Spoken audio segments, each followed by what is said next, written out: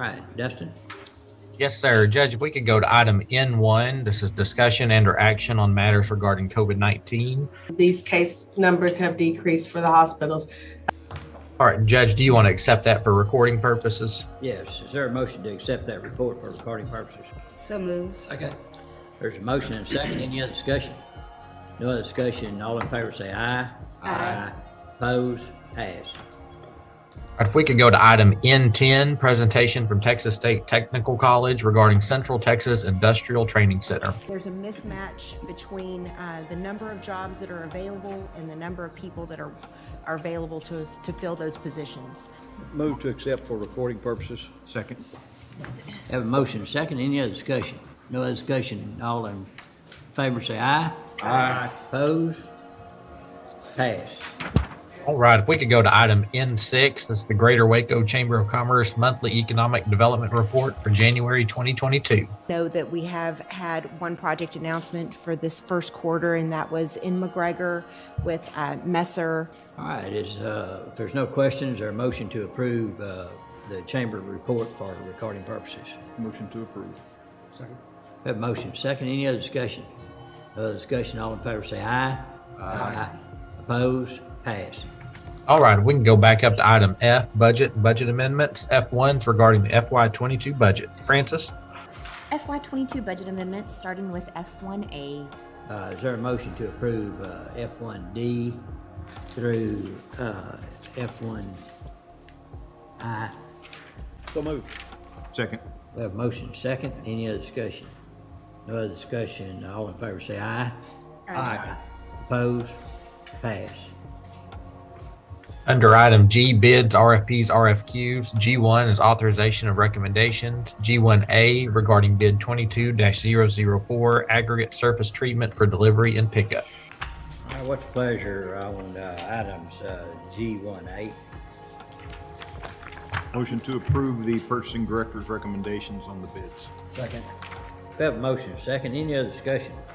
No discussion. All in favor say aye. Aye. Opposed? Pass. All right. All right, item G1B regarding bid 22-005, asphalt emulsions for delivery and pickup. Not what's the pleasure, of court? Move to approve the recommendation of the purchasing director. All right. Is there a second? Second. All right. We have a motion second. Any other discussion? No other discussion. All in favor say aye. Aye. Opposed? Pass. I'd like to go to item L1. We have Shane Turner and Fiona Bond here. This is regarding the U.S. Department of Treasury Coronavirus Local Physical Recovery Fund American Rescue Plan Act, discussion or action regarding the eligible expenses and our funding guidelines, reporting requirements, and funding request.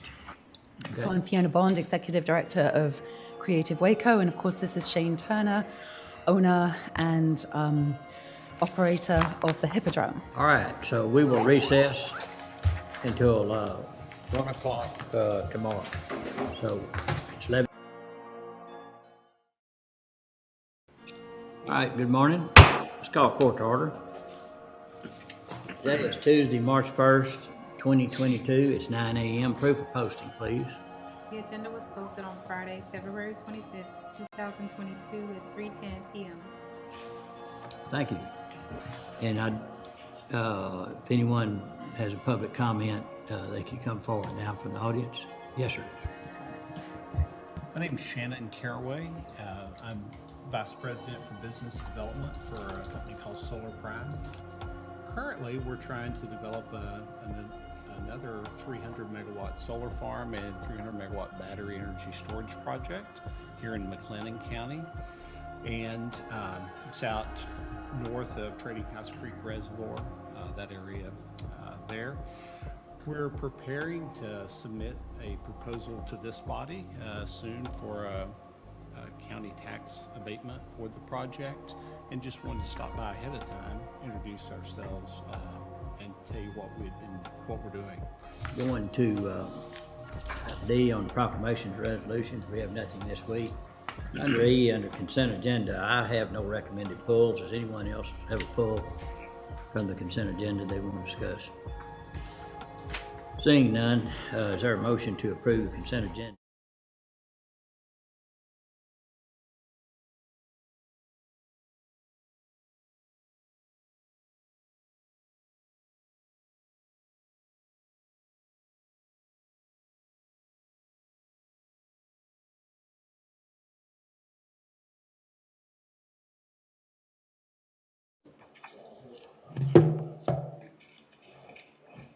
Recording in progress.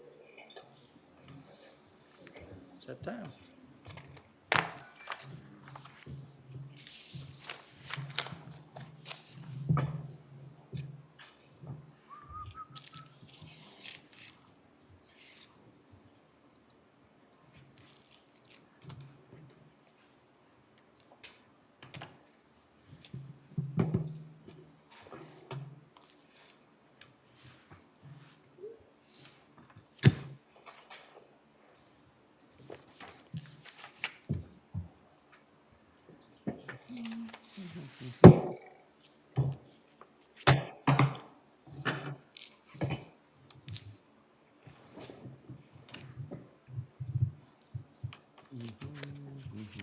Y'all ready?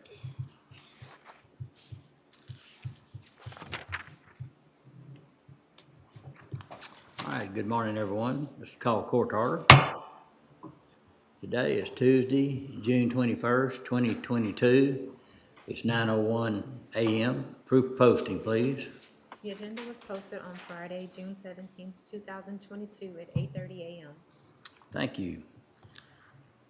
I think this is an appropriate time to ask Commissioner Miller to make a few comments regarding former Commissioner Lester Gibson, who passed away this past week. So, Commissioner. Good morning, and thank you, Judge. I would ask that we all keep the Gibson family in our thoughts and in our prayers. Those of us who knew Commissioner Gibson, worked with him, we know that first, he was a history maker. He was the third African-American to serve on the County Commissioner's Court. He was the first since Reconstruction, and the first elected. He loved McLennan County. He loved the work that he did on behalf of McLennan County. He loved the work that he did at the City of Waco, as a City of Waco councilperson from 1988 to 1990. His voice and his spirit will be missed. If you all have time in your schedule, his visitation is this Friday, June 24th, from 5 to 7 at his church, Pleasant Olive Missionary Baptist Church, 1600 League Street. The funeral, and I want to thank Judge Felton and Wes Allison and the members of the Commissioner's Court. His funeral will be held at the base at the Extraco Event Center this Saturday, June 25th at 11 a.m. And so, as I said before, those of us who worked with him and knew him, I think we were blessed, and I think we were lucky, and I don't think we'll ever see another person pass by us like the person of Commissioner Lester Gibson. Thank you, Commissioner. And when Commissioner Miller called and asked me to assist them in trying to find a location, I thought it was appropriate for that to be held in the McLennan County Fair area, because that was county property for one thing. But before I became county judge, I was a volunteer out there for many years, and we were working to try to make some improvements. There was a lot of folks in the community that were really not satisfied with the condition of the Coliseum. I think it was home, Heart of Texas Fair Coliseum was the first indoor basketball game that got rained out in the state of Texas. Needed a little roof work. And Commissioner Gibson pushed hard with the Commissioner's Court to provide proper funding to get the place, in shape. And, we were a long ways from being ADA compliant and many other things. And so he pushed to get that first $10 million CO done. to just fix the Coliseum itself.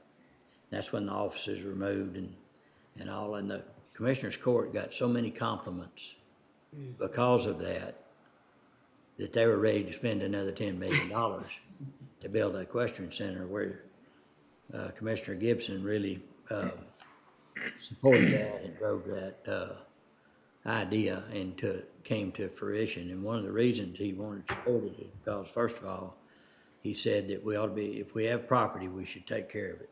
And secondly, if we have property that is utilized by the community for the benefit of the community, especially the youth of the community, we should really push hard and support that, which he did. So thank you for talking about Commissioner Gibson this morning. And you know, he sat in that chair many a year, and he supported me to come on the court when there was a nomination process. So I appreciate that. So right now, let's pause a minute for a brief moment of silence, and then we'll have the pledge to the flags.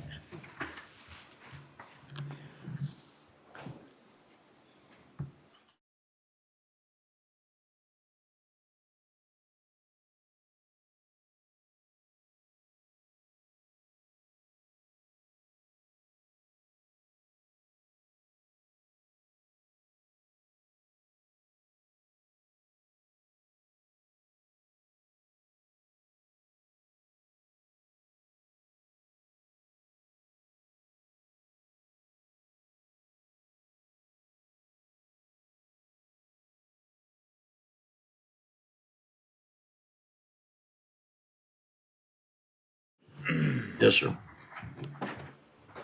Okay. At this time, if there's anyone to speak in the public comment section, please come forward and do so at this time. And I don't believe we had anyone call in to Reagan. Did anyone? No one call in? Okay. Okay, seeing no one, we will go to proclamations and resolutions, and under D1 is proclamation acknowledging the 2021 commemoration of Juneteenth holiday. Commissioner Miller. Good morning. Good morning again. It gives me great pride, and I'm just honored to put forth the adoption of this proclamation recognizing the 2022 commemoration of the Juneteenth holiday. We did celebrate all of McLennan County, I think state of Texas and United States this past weekend, the 17th through the 19th. And it was a great celebration. It was a little hot out there. It was a great celebration. Again, like I said last year, when the court adopted the Juneteenth holiday as the last official county holiday, thank you again. As a descendant of slaves and as a member of the Commissioners Court, I think that was one of my proudest moments on the court. And so I have been asked by the John Bible and the Syntax African American Chamber of Commerce to present this to the Commissioners Court, Judge Felton specifically, but I better not get it on the ground. It is the official, I need Commissioner Perry. It is the official. Yeah, both of us need somebody else. It is the official Juneteenth flag, and if all goes according to plan, perhaps we can fly it over the courthouse next year. I don't gotta fold it back, sir. Okay, do you have a proclamation to read with that, or is that? I do. I tell you what, I'll read excerpts of it since it was it was given at the event, but just to give us the essence again of what this historic moment means to us as Americans. Juneteenth recognizes one of the most significant turning points in American history. As the most popular celebration of African American emancipation in the United States, it commemorates June the 19th, 1865, the day Major General Gordon Granger of the Union Army, accompanied by federal troops, arrived in Galveston, Texas, to inform Texas slaves, approximately 250,000, of their freedom. This announcement marked the complete and final end of slavery in this country, and it is in the state of Texas where the only official reading of the Emancipation Proclamation was read to slaves themselves. And so, as I said again, Governor Clements made it a state holiday in 1980. President Biden made it a national holiday in 2021, and my own court made it an official county holiday, and for that, I'll always be proud. And so, if there are no objections, I'd like to move that we accept the proclamation, the McLennan County Commissioners Court recognizing the 2022 commemoration of the Juneteenth holiday. Second. Okay, we have a motion and a second. Any other discussion? No discussion. All in favor, say aye. Aye. Opposed? Passed. Thank you, Commissioner. Thank you. Under items D2, D3, and D4, I'd like to ask that those be deferred at this time. I'll make a motion in that regard. Second. Have a motion and a second. Any other discussion? No other discussion. All in favor, say aye. Aye. Opposed? Pass. Okay, going to items, under the consent agenda, there's multiple pulls here that I would like to go over. One is E3A, HR matter for director, IT director position. E3B, HR matter for district clerk. E3C, update on vacant positions. E3D, incentive pay request. E3E, HR matter for the 474 district court. E3F, HR matter for pretrial services, and then E7 pertaining to the burn ban. With the exception of those pulls, are there any other pulls recommended by the court? If no other pulls, I would make a motion to approve the consent agenda with the exception of those pulls I just mentioned. Second. Have a motion second. Any other discussion? No other discussion. All in favor say aye. Aye. Those pass. Okay, I would like to, first of all, go to our emergency management director to, one is the, any updates under M1, discussion or action on matters regarding COVID-19. And then following that, under E7, burn ban approval, extension, or termination. So Elizabeth, good morning. Good morning, everyone. Following up on the COVID-19 update there, I did check with the health district and they did not have any information, no updates to provide at this time. And then as for the burn ban, we are looking to recommend that the court do put in a burn ban today. The average for the KDBI is 593. That is above our 575, which is kind of the standard that we look at. And I did speak with the association president, and the VFDs are in favor of moving forward with the burn ban, just with the current conditions and with how hot it was this past weekend and how it's looking to be for the next couple of weeks. Right. Okay, so under M1, there's not an action item. Is there, or is there a motion to, Dustin, does that need to be approved under M1? No, sir. Under M1 COVID update, we don't need any action on it. All right, thank you. All right, under E7 pertaining to the burn ban, recommendation is to put the burn ban in place. Are there any questions anyone have for Elizabeth? Question, Judge. I know that the last meeting we had, we passed a ordinance outlawing or doing away with Sticks and fireworks, fins. stick rockets, or what they're called. Sticks and fins. Yeah. Does the burn ban affect? No, any- sir. Oh, it does not? It does not. That's what I thought. yeah, Okay. yeah. Okay, thank you, sir. All right, any other questions or comments? What's the pleasure of the court? Motion to put the burn ban back in place. Second. All right, we have a motion and a second. Any other discussion? No other discussion. All in favor say aye. Aye. Opposed? Pass. I would like to ask the news media to pay a particular attention to this burn ban. We're seeing an increased number of fires, and of course, volunteers are volunteers, and we put them in danger when fires are get out of hand. And so, just looking at enforcement of that, and Commissioner Perry and I met with the sheriff and patrol, Chris Eubanks, Captain Chris Eubanks, to talk about enforcement. And what they've been doing is, if it's the first time someone is caught burning outside or during the burn ban, they're generally given a warning. And then unless it burns outside of their property onto adjoining property, and then there is a citation written. One thing that they ask, the media give good coverage to this, because they're finding out many people say, well, we didn't know there was a burn ban. But,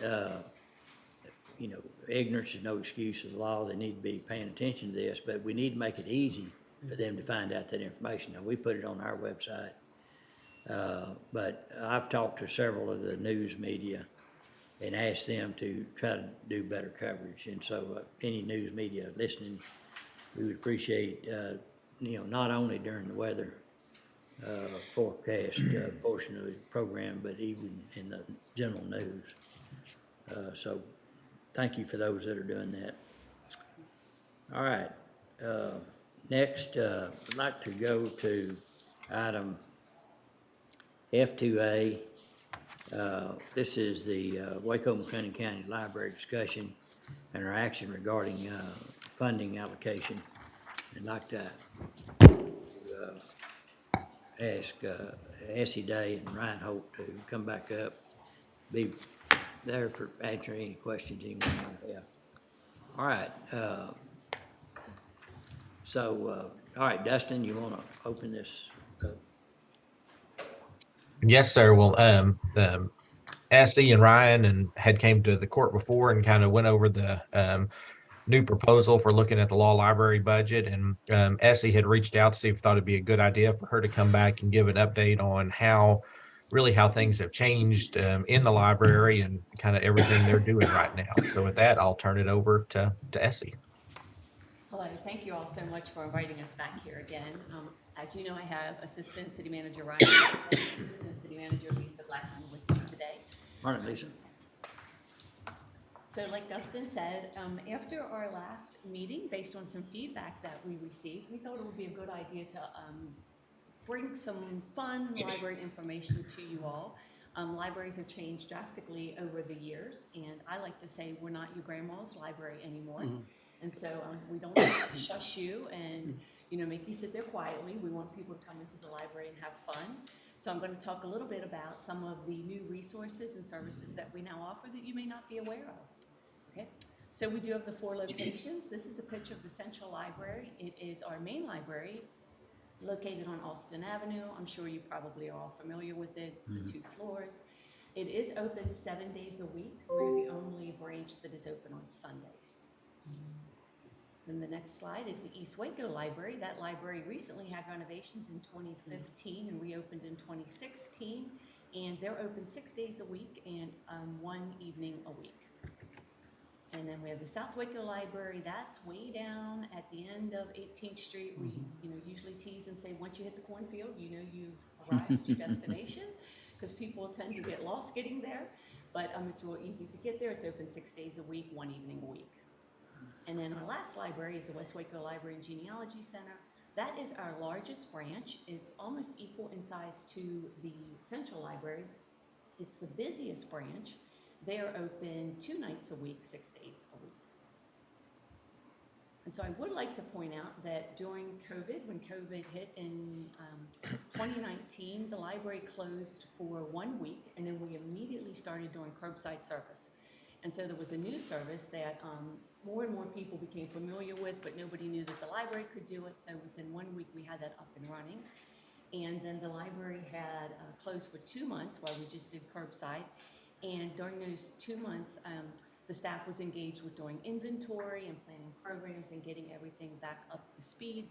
And within 2 months, we opened back up to the public. I'm extremely proud of the staff at the library because there were a lot of libraries that stayed closed to the public for over a year. There were some libraries down in Austin that just recently reopened. And so I just want to, give a little praise to the staff for coming together and keeping everybody safe and doing a great job. This is a picture of our mobile library. It's called the Pop-Up Library. And that library, that little van there is very, very busy. They go to outreach, they go to events, they go to schools. They set out boxes of books so people can get library cards and check out books.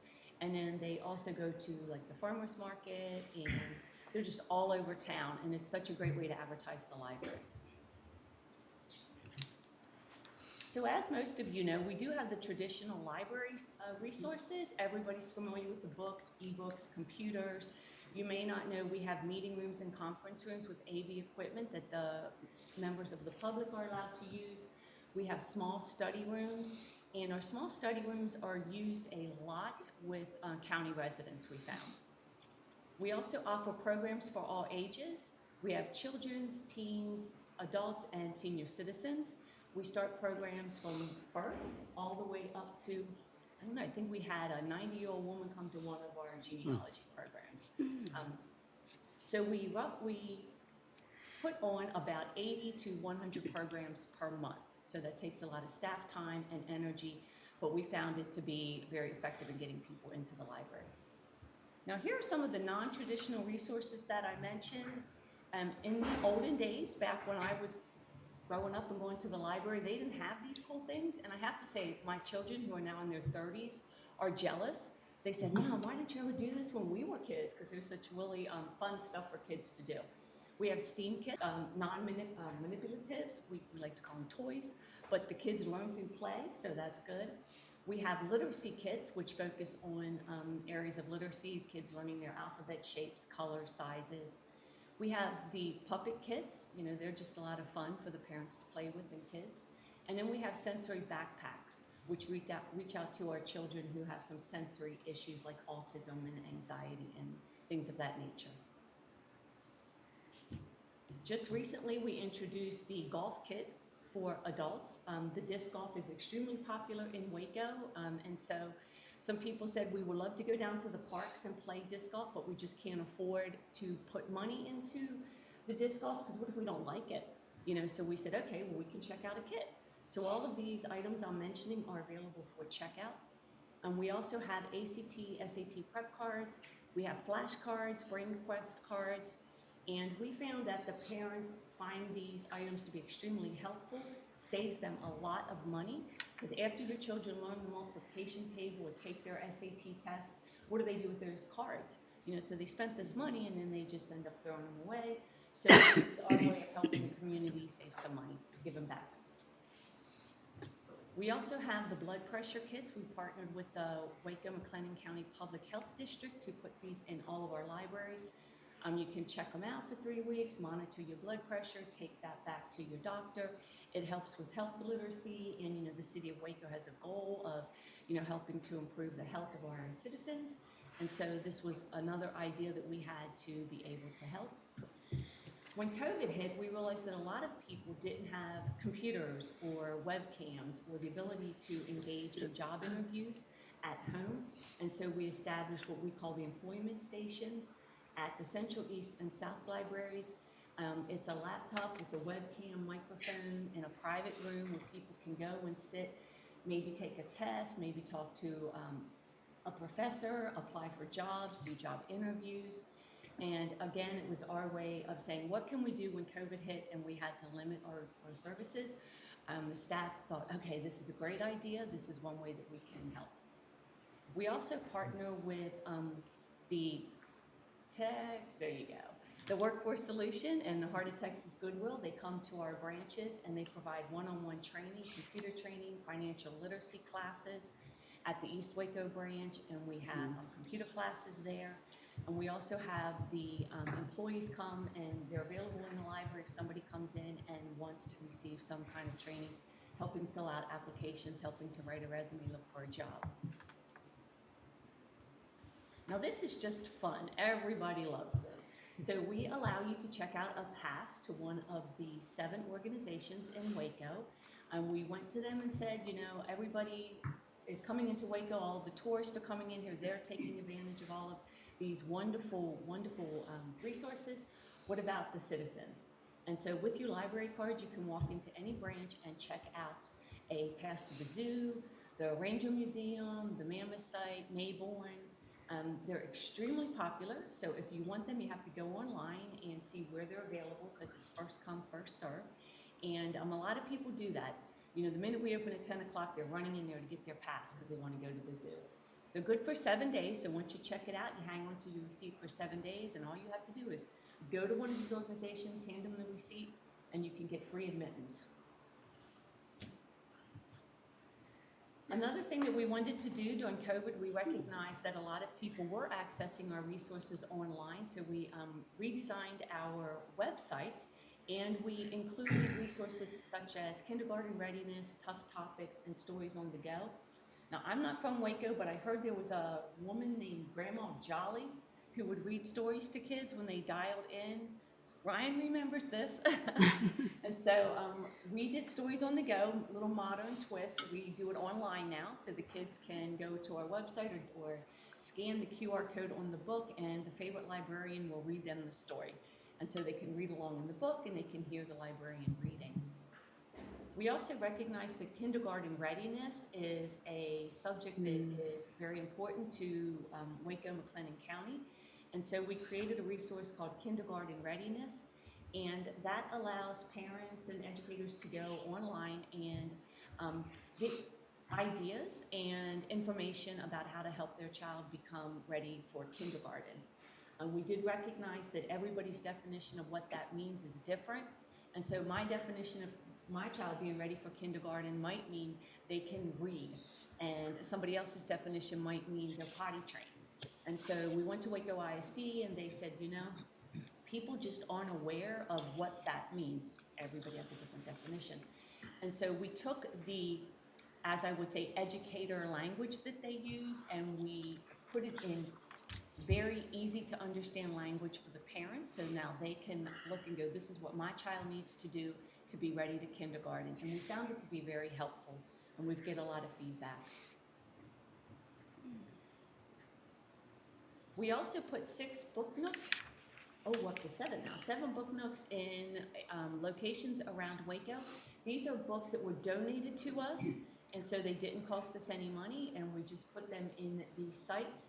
And when people go to the airport or one of the community centers, they can sit and look at the books. Somebody said to me, but Essie, what if a kid steals one or takes it home? And I said, that's great. It didn't cost us any money, and if they want to take that book home so they have a book to keep at their house, that's wonderful. We just want to promote literacy in Waco, McLennan County, and that's important to us. So the mobile library, as I mentioned earlier, it goes to different locations. We recently just started going to the Beverly Hills City Hall, and we go to the Robinson Park, it's Peploe Park in Robinson, and people get library cards and they check out books. We also recognized that there was an underserved population in Waco in our senior citizens. They grew up going to the library, they love the library, they just don't have a way to get there. So we go to assisted living facilities, senior centers, the community centers, and the young ladies who do that said, Essie, if you're ever having a bad day, come with us, because the smiles on their face and the joy that they get from being able to check out a book again is just so worth it, and will just make your day.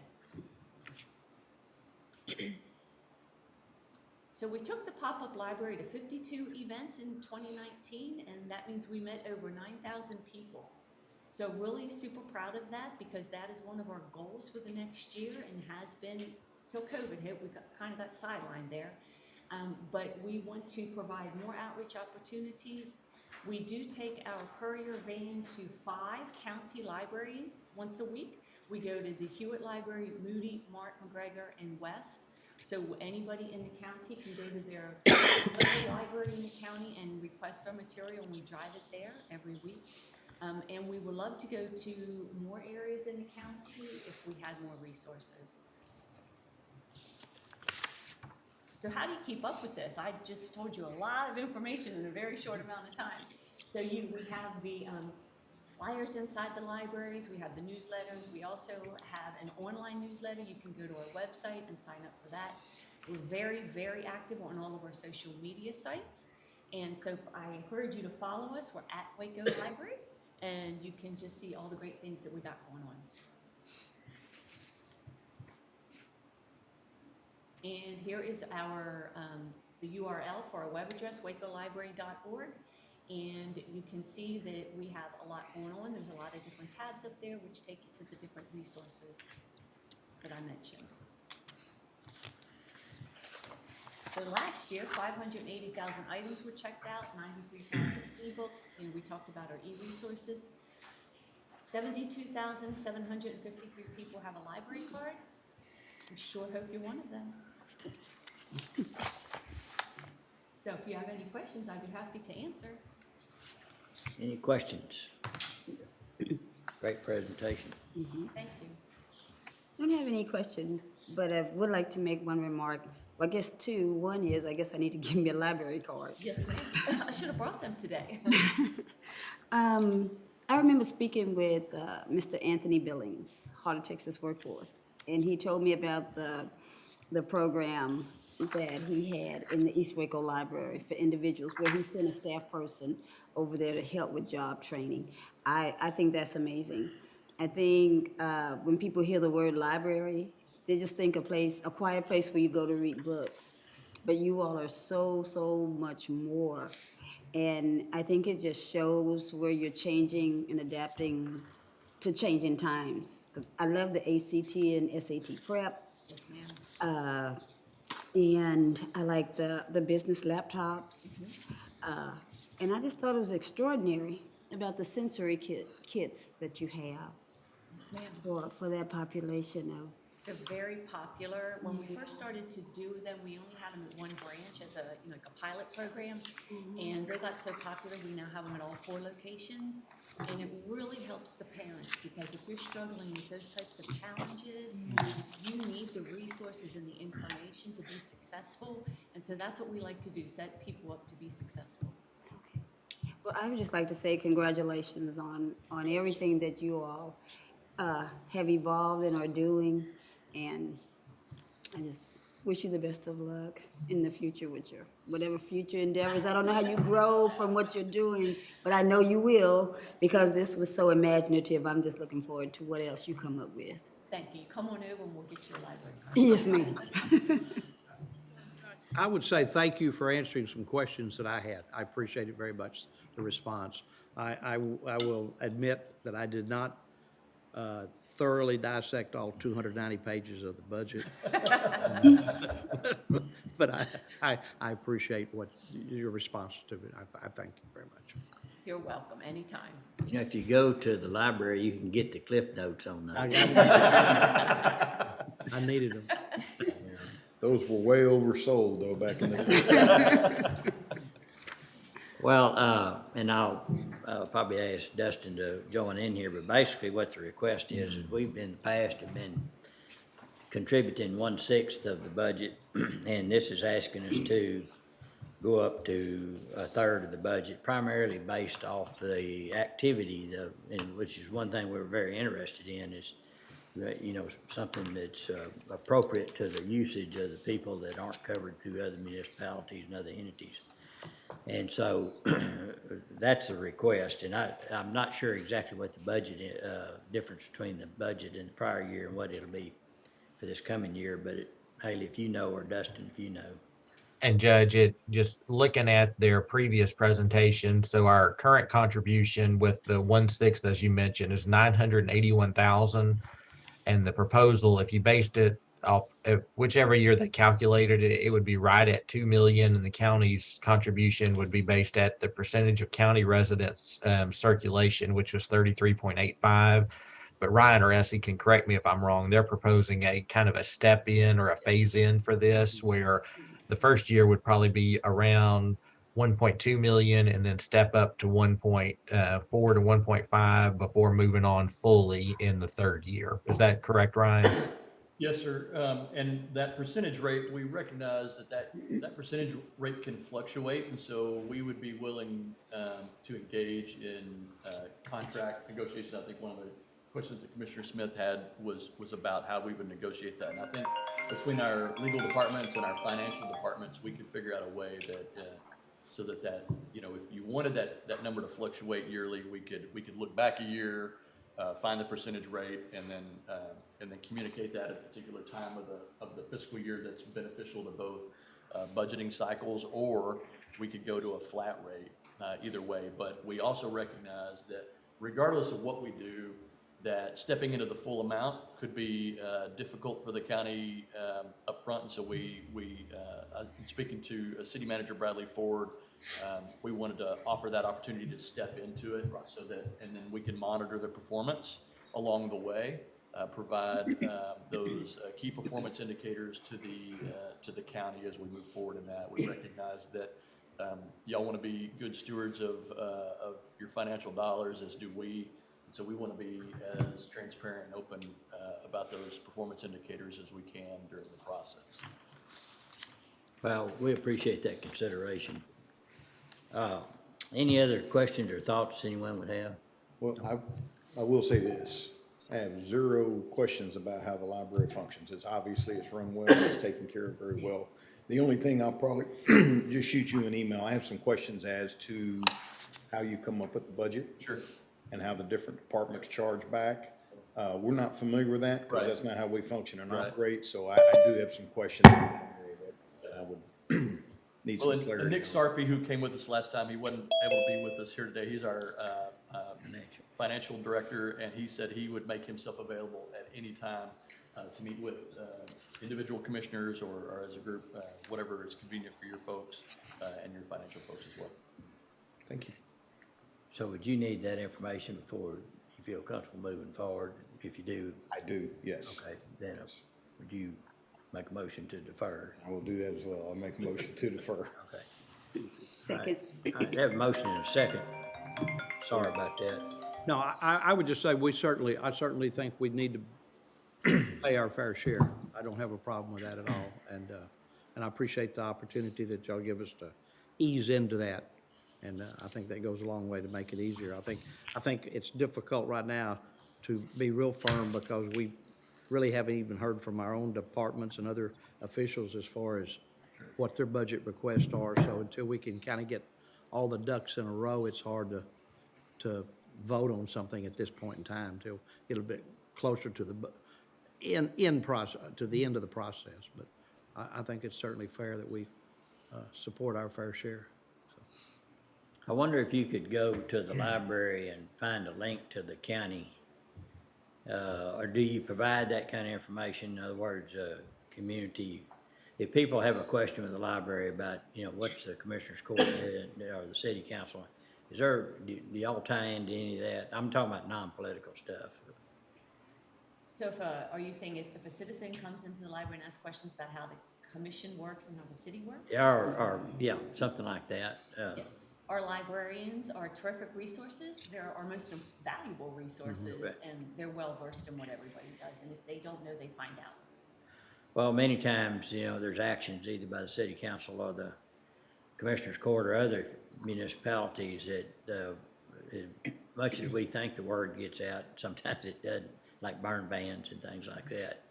And so, anyhow, just trying to figure out how we could use it.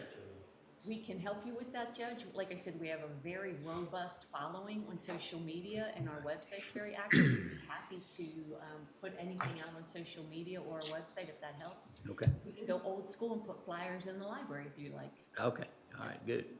So, Okay. Let's see, we had a motion. Did we vote? We already voted? We have not. All right. Okay, all in favor, say aye. Aye. Opposed? Pass. Thank y'all so much Thank for y'all. coming. Appreciate y'all. thank you so Appreciate much. y'all. Get with you. Outstanding. Thank you. Take care. I'm going to see you all in the library this week, right? What day are y'all having nap time? Yes, sir. Thank you. Story time. Right. Good story time. Okay, thank you. At this time, I'd like to go to M5. This is consideration and approval of a resolution authorizing and approving publication of notice of intention to issue certificates of obligation complying with the required, requirements contained in the Securities Exchange Commission Rule 15C2-12 and providing an effective date. So like to ask Mark McCliney to come forward. Good morning, Mark. Thank you, Judge. Hello, Commissioners. Morning, Mark. This is more or less a follow-up on what we've done in the past for capital improvements within the county. What we're proposing is a $15 million notice to go to the voters of the county. If approved, the notice that is approved is put on the county's website and posted 2 weeks in a row in the legal paper in the county. And that gives the authority to Commissioners Court on August 16th to sell an amount not to exceed $15 million of certificates of obligation to fund your capital improvements that are planned for this upcoming year. Okay, any questions about that? Of course, there'll be detailed information regarding, Rates and. yeah, and the use of funds and those things, which, as you know, we've got many capital improvement projects that we're trying to catch up on. One, you know, we still haven't caught up with all the roofing projects, as well as the expansion of the judicial facilities that are coming forth, so, which, no surprise, is gonna be very expensive. So, let's see, Dustin, what action do we need regarding that? So Judge, it would be, let me jump back to it real fast. So it would be a motion to approve the resolution as presented by Mark. Okay, any questions? What's the pleasure of the court? Make a motion to approve the resolution. Second. Motion made and second. Any other discussion? No other discussion. Call for a vote. Commissioner Smith, Aye. Commissioner Miller, Aye. Judge Felton, Aye. Commissioner Perry. Aye. Thank you, Judge, and I appreciate you moving me up. I've got to head north to Frisco, so. Be careful on the road. Thank you very much. Take care, Mark. Good to see you. Bye, Commissioner. Okay, Dustin, if you'll pick it up from there. Yes, sir. And Judge, I see Chris in court, so if we could go to item M3, Greater Waco Chamber of Commerce. There's two monthly activity reports. M3A is the report for April 2022, and M3B is for May 2022. Chris? Good morning. Good morning. Good to see everybody. You have before you two reports. You have our April 2022 and our May 2022 reports. We've been traveling a little bit, so apologize that we're a little behind in getting these in front of you. Our level of activity remains really strong. When you look at the April of 2022 and compare it to 2021, we are ahead of where we were in attraction inquiries. So the level of activity and interest in the state of Texas and in our region continues to be very strong. The number of proposals going out the door remains strong as well. Our business retention expansion program is back on schedule, getting in front of businesses in a face-to-face environment. We're still offering Zoom if that's a better option for the businesses, but for the most part, people are opening their doors back for those visits. And then we are getting out of the market as well and doing business development events. There's still a large number of places that are going through various COVID restrictions. I was in California 2 weeks ago, and before we got off the plane, they were handing out masks because they had put in a mask restriction again. So it was an interesting thing to experience, but just being cognizant that it is something that's happening in other places. A lot of interest in Texas, and we're taking full advantage of those companies that are looking to relocate out of more restrictive states, and so we're definitely looking forward to our continued work in new business development. When we look at the May activity, also very strong. We're not seeing a slowdown yet. We're watching very closely the impacts of what's happening with the Fed and the rising interest rates. We're looking at leading indicators. Construction tends to be a leading indicator. And so in some places, they are starting to see some shifts in construction. The level of activity that we're seeing in the state of Texas, I don't think that we will have a large impact both on the traditional industrial or infrastructure construction side, nor on the housing side, because there's such a backlog of housing. So we're paying close attention to it. And I think when we look at what's happening in the world of industry, companies are still playing catch up from where they were related to COVID. It has identified weaknesses within their own business structure. And even if there is a slowdown, I think that companies will continue to push forward with projects because they don't want to be in a position where if they were to come out of a slowdown, they would be behind even further than they are now. And so I think that we're in a good position. Our community has continued to be very steady in growth, and I think that speaks well for the diversity of business that's here. So we're in a good position, and we're going to keep pushing forward with new opportunities. We did have a project announcement, and thank you and appreciate Dustin for presenting the Economic Development Corporation agreement with Magnolia to you. If you had any questions, I'm happy to answer those now, but I appreciate y'all's consideration and approval of that project. And I just wanted to take a moment and express our condolences from the chamber to the court with the passing of Commissioner Gibson.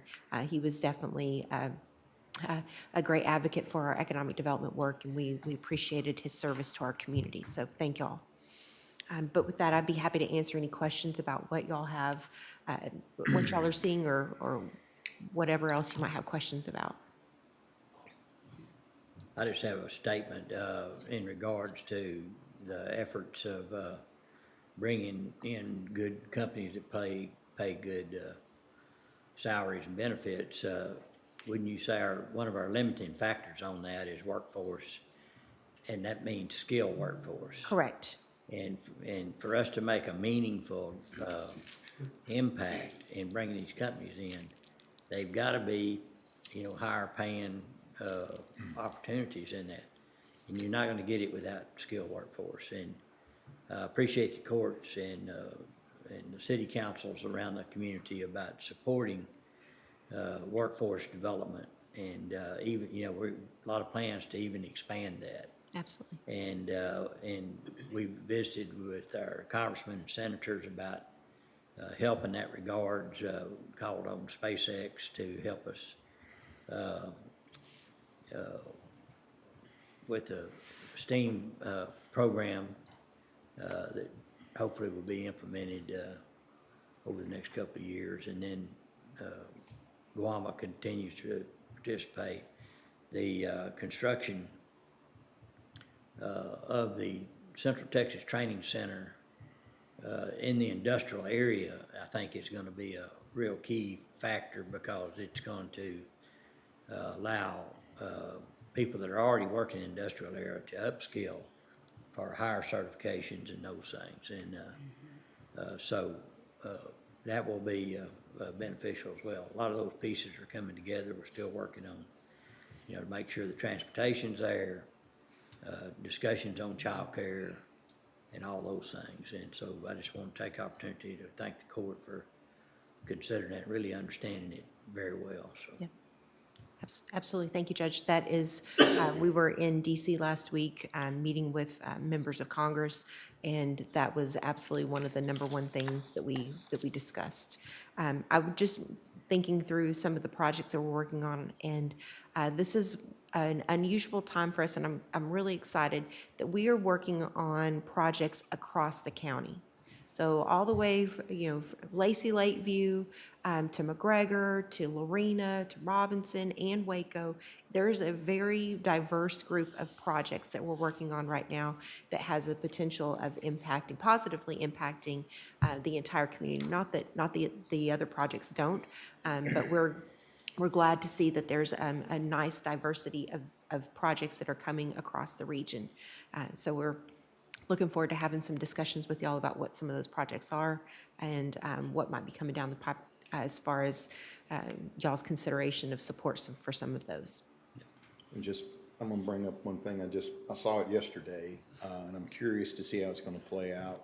And I figure the chamber would be interested too, but I don't know if you saw, but Austin, city of Austin went to a minimum pay of $22 an hour. The concern is it's gonna crush small business because the few employees small business has are gonna flee and go to the city where they're paying $22 an hour minimum.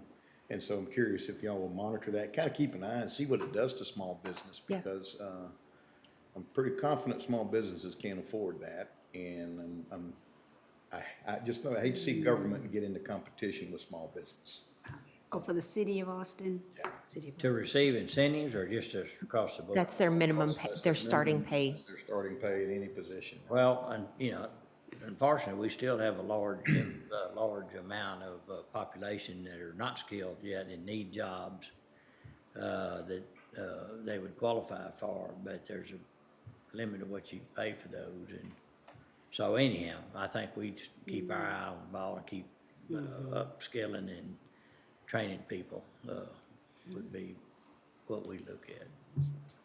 Absolutely. Anything else, Chris? No, sir. Any questions? Any more questions? Okay, thank you. All right, thank y'all. All right, is there a motion to approve M3A and M3B for recording purposes? So move. Second. Have a motion second, all in favor say aye. Aye. Opposed? Passed. Thank you, Chris. Thank you. Thank you, Chris. Okay, Dustin? Yes, sir. I think we can move back up to the pulls from the consent agenda under item E3, Human Resources Salary Matters, E3A, Information Technology, Discussion and action regarding replacement of director. I don't believe there are any updates today, so I think we can defer this one unless the court has any discussion. And y'all have been receiving, I think, those resumes as we get them. I really hadn't started looking at them yet, but I will. Okay, We received an email about a committee, I guess we'll come back, or we're supposed to still be maybe thinking on it. I know we received an email from HR. right. But we're gonna talk about that at a later time. Well, Anna can bring it up right now. I see her online. Good morning, Anna. Hi, good morning, everyone. So yes, I was looking for feedback from members on their preferences for participants in that and looking for some options for a possible external committee member. And so just waiting to compile those thoughts from court, and then I can bring back a more concrete recommendation for committee. Okay. I liked your recommendations. I thought they were spot on, right on. So at some point in time, I would assume we would need to approve the committee, or is that just, how does that work, Anna? I believe so, sir. I would present the list, and if court approves, and move forward with the screening of resumes and applications. Has the deadline closed for accepting resumes, or what was the deadline on that? I don't think we put one on. No, It's open? it is open until filled Open until at the 5th? moment, Okay. or until as directed by Commissioner's Court to close it. Okay, thank you. You're welcome. Thank you, Anna. So we will allocate some time to look at those and see if we want to continue keeping it open, or if we see something that draws interest that we can give Anna some feedback on. So on those, on that item, is there a motion to defer? So moved. Second. A motion second, any other discussion? No other discussion, all in favor say aye. Aye. Opposed, pass. Item E3B, District Clerk, we can hold this until later in the meeting. All right, E- hold. All right. E3C, update on vacant, unfilled active positions. Anna? Yes, sir. This report is just providing information to the court that may be helpful for the upcoming budget sessions. I wanted to give a report on the amount of vacancies we currently have with positions. Of our 1,215 positions, a total of 85 of those positions have been vacant for more than a year as of June 10th. So they're what I would consider long-term vacant positions. 19 of those are part-time positions. 66 of them are full-time positions. And 12 of those just have a dollar placeholder, so they're not funded. And then 52 of these 85 positions are currently posted awaiting applicants. We're not getting the applications in for them. And that list there in my memo, that's the full list of those 85 positions. We do have more positions vacant than that. They've just not been vacant as long. They've been vacant for less than a year. Any questions at this time? Okay, and this will be critical information when we get into budget talks. And so, we will, Anna, probably discuss these more in depth as we go forward. I do, one thing is, for some reason or other, I may be just looking at the wrong number, but you're showing 1,215 employees. That includes full-time and part-time, I'm assuming. Yes, sir. And that's positions. Those are Okay. positions vacant. To me, that seems or like, filled. oh, I'm sorry. To me, it seems like we've really increased those numbers over the last several years. So I would like to get a report of what our positions are over a trend of what they've done over the last 4 or 5 years. And that should be relative to something. I don't know if it's population in the community. I think about 75 to 100 of them were when we took the Harwell over. Okay. Well, that can be in the report, so. Yes, sir. A 5-year trend. Still, with I any- think after we did that, it was 1,100, slightly over 1,100. And now, I mean, that's in, Yeah, 1,100 after we added that. you're testing my memory right now, so. Yeah. I think you might have, but I do know we did see a dramatic increase with that. I'm testing my recollection, which might not be very good either. Okay, so, all right, any other questions for Anna? Thanks so much. All right, is there a motion to approve E3C for recording purposes? So moved. Second. I have a motion second. Any other discussion? No other discussion. All in favor say aye. Aye. Opposed? Pass. E3D's consideration and or action on departmental and department head incentive pay requests. Anna? Yes, sir. We have the incentive pay list completed with all the payouts requested by the elected official or department heads for our participating positions that are part of the incentive pay program. So attached to my summary memo is just the 2 books that are being brought forward for approval by Commissioners Court for this year's incentive payout. Just a quick summary here of what's different this year in the incentive pay list. There are no small office requests for the court to consider or approve this year. That was eliminated through a policy change last year. Typically there were 3 books presented to court, a large office, a small office book, and then the department head book. And so now we just have the 2 books to present. We have the department head incentive pay list. I took the desired payouts from each court member and I've just averaged those. So that average is what's being presented in the department head incentive pay list today. And then we have the total amount. I totaled that and put that in my summary of what these 2 books together will total out to, and that's $381,488.09, and that has been the lowest payout so far since the first year. The first year was the only other year that was slightly less than that. In the average score, I think. I noted that. I think that's all I have for my summary information, and then I can take any of the court's questions now. Any questions? Yeah, I just have a question. It's more of an interesting fact here. You say 10 people received a 10, but yet they received less compensation than those that got an 8. It may be because they're, how much they, you talking about as a percentage or total Well, dollars? just the average payout, you would assume with a 10 would be higher than an 8 or a 9, but it's lower than an 8. I see, because you're comparing my summary amount there for the tens to the Yes. You in would, in the table. So the one scoring a 10 that seems to be isolated to smaller offices, and the smaller offices have to distribute their 2% among only a few individuals, so that part of the reason for the smaller payout there.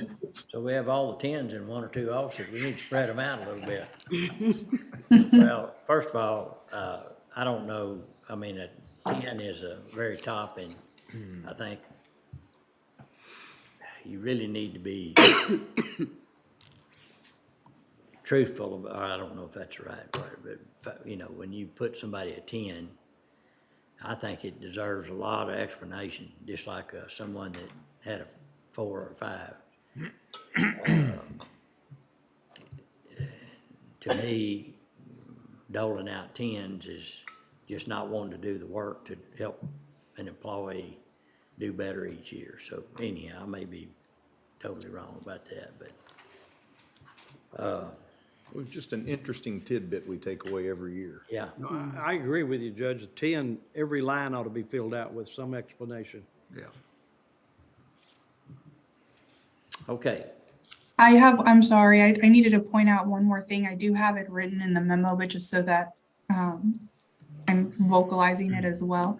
We have 2 requests from the, one from the tax office and one from the sheriff's office, who have their incentive pay eligible positions spread out amongst multiple divisions. Both of them have requested to consolidate those divisions to have their payout budget be a compilation of all of those division budgets. And so this is a request that's been brought forward in previous years as well. And it's not anything out of the normal. It's just a request to count all of their groups together that participate in incentive pay. What is your recommendation? How do you see that? Does it conform to our overall philosophy and policy? It doesn't create any special circumstances or anything, Anna? What is your thought? Yes, sir. I do recommend it. It does fall in line with the purpose of the program, especially now that we have eliminated what we're calling ineligible positions. So positions that aren't filled or have a new employee, those positions aren't getting added to the 2% budget. And so now, especially since we have that, I think it's fair to go ahead and add all these divisions together for each of those larger offices, the sheriff's and the tax office. Then if that's the case, instead of us having to approve it every year, is there a way to write it into the plan so that that's how it's done? Yes, sir. Okay. I can bring that forward as kind of a policy note in the program, so we don't have to outline it every year. Yes, sir. Any other questions? Oh, yeah, go ahead. I'm sorry. Commissioner. No. I just have one. So I want to make sure I'm reading it right. So she's saying there are 2 departments Yes. that everyone in that department got a 10? No. That's not When what you're she, saying. under her outlier performance scoring? This is 2 departments that want to combine, like the SO's broken into the jail and the law enforcement side, and they're just wanting to combine all that. under Yeah, law I'm sorry. I totally It's not changed the the score. subject. I totally changed the subject. I'm sorry. Yes, sir, you are right. I was good with that one. I'm sorry, but, two departments that turned in performance evaluations and rated all of their employees with a score of 10. Correct. Is that an accurate sentence? Yes, ma'am. So we had And- we had two departments, and everybody in those two departments received an evaluation score of 10. Yes, ma'am. Okay, I just want to make sure I got that right. Okay. I'd say they need some training on the purpose of this program. Not, I don't know if court needs to consider that before we approve this or not, but. I mean, 10's perfection, total perfection. I just I wasn't sure that existed. And I thought. I will say that the way we've structured the payout percentages and the budget does push for a more fair payout amongst all participating offices. So even when we have these more outlier type departments doing this, there is some rating in of that through the structure of the payout and the scoring. For frame of reference, I'm gonna offer this story on Commissioner Gibson during one of my evaluation sessions. Now, I'm not saying I'm perfect, but I thought I was a 10. I just thought I was a 10. This I is don't no think I good ever got looks a, now. I don't think I ever got a 9, and I think like a total composite score of a 9. I remember one year I asked him, I said, hey, I'm never going to give a 10. He goes, no, I can't give you a 10. Nobody perfect. There you go. Kind of agree with him. I never got one either. That's good. I kind of agree. Okay. Any other questions? But I was good now. I was good. Wasn't I good? Hand is, You go that close. HR is requesting approval of the completed incentive pay list for the general participating office departments and department heads. That would be my recommendation to approve HR's request concerning incentive pay, and including the two, however how you want to say it, changes regarding SO and tax office. Right. Second. All right, we have a motion second. Any other discussion? So with this motion, we're approving the incentive payouts? Yes. Okay. Yes. Okay. All right, we have a motion second. If there's no other questions, all in favor say aye. Aye. Oppose? Pass. E3E is for the 474th District Court. Anna? Thank you. So this request is for the court that will be established here starting October 1st. I'm sorry for my voice. I've been dealing with, I'm not sure what, for the past 2 weeks. We all have a volume button, so we can take care of it. Go ahead. Okay, good. So the 474th District Court would like the ability to go ahead and post and recruit for and accept applications for the court reporter position that they will be needing. They'd like to be able to hire if they do find somebody. And so the request is to be able to post for this new position. And then if an applicant does become available, hire them. We're proposing that the salary just be the salary that all our court reporters are at, which is $91,497 for this fiscal year. And we'll request the ability to post this immediately. The court approves. Yes, go ahead. Question. What would be the start date for this position? If we're going to get it and posting now, what are we talking about a start date? They'd like somebody up and running by October 1st. As far as having somebody start before then, Dustin, do you know what Judge Menard's intent was to have them start before then, other than just to hold them so nobody else takes them?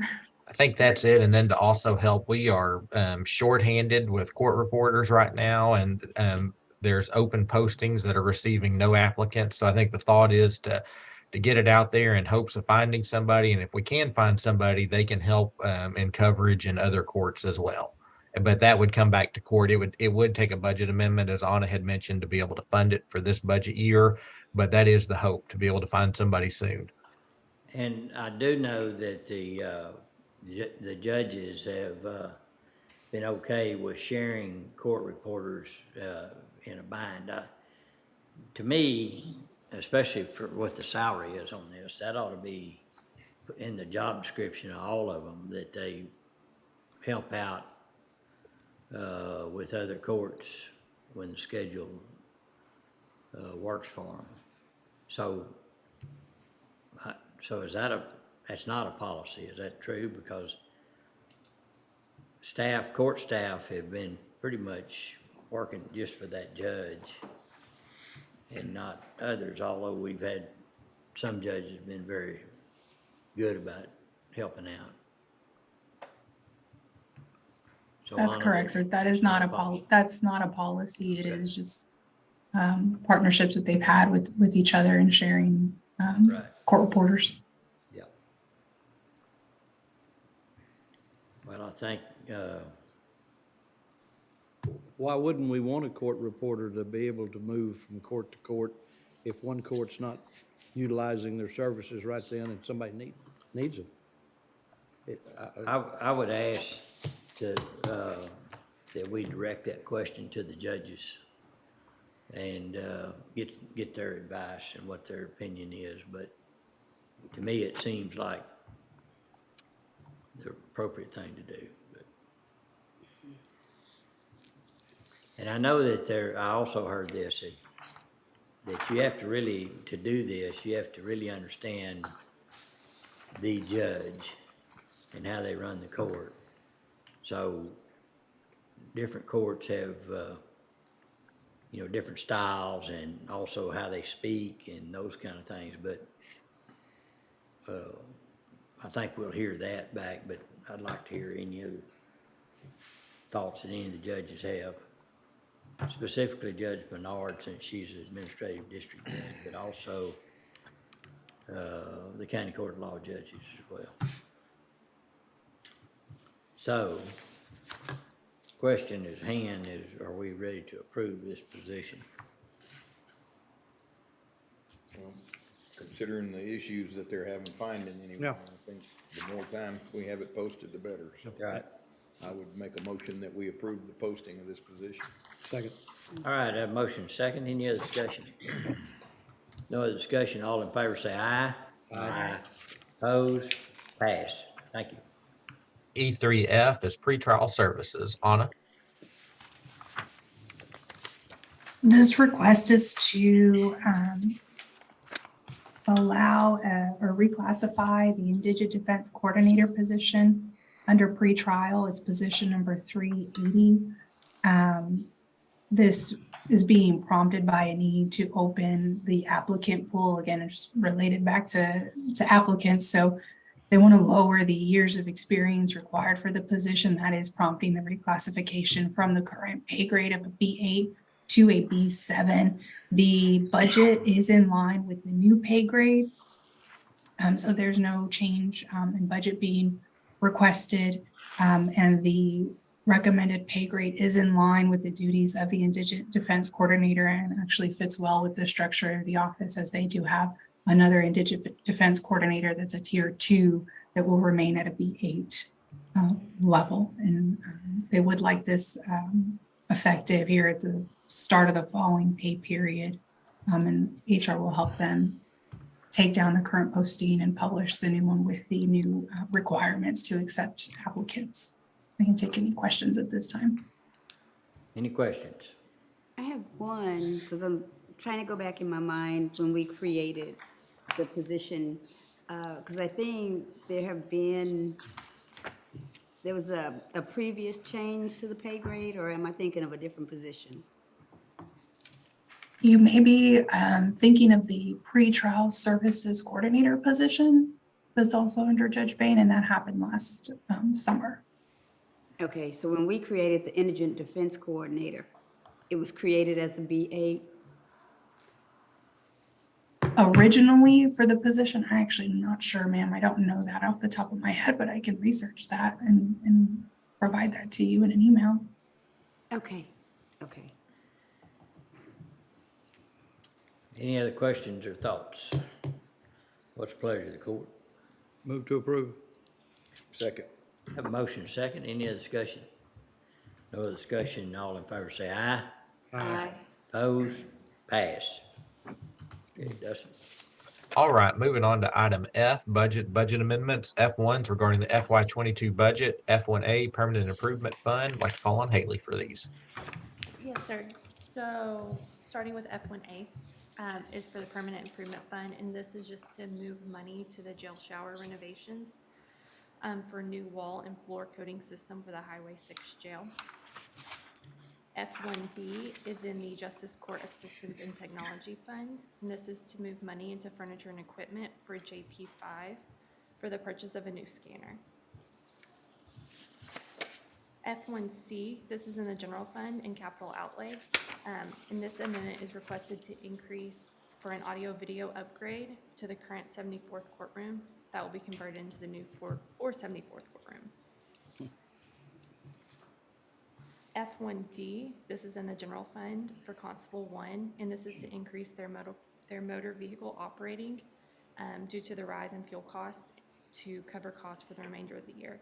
And this is requested from contingencies. F1E, this is in the general fund for the district attorney's office to increase their part-time pay from within their department in order to cover costs for the remainder of the year. F1F, this is in the general fund for the district clerk.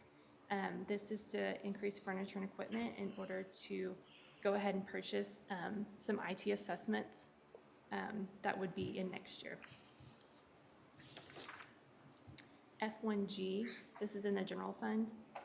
This is requested to increase overtime pay for the Highway 6 jail, JHDC, and JHDC medical from within each department's full-time employee lines.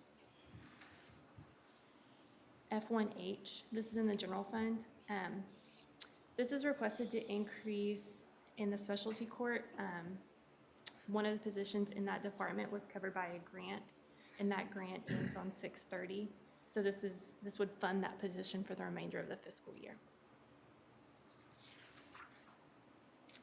F1I, this is in the general fund for the tax office, requesting to increase supplies from within their department due to an increased cost.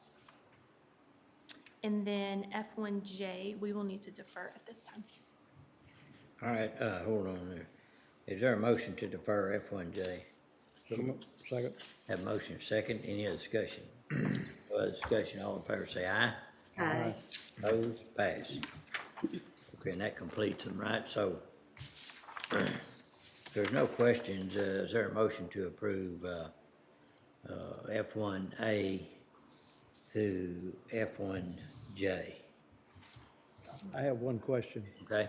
Could you go back over the F1H again? What, that's it's a transfer to cover a salary that was partially funded through a grant, Yes, sir. and then we covered the rest of the salary? Yes, sir. And the grant is going to end when? On June 30th.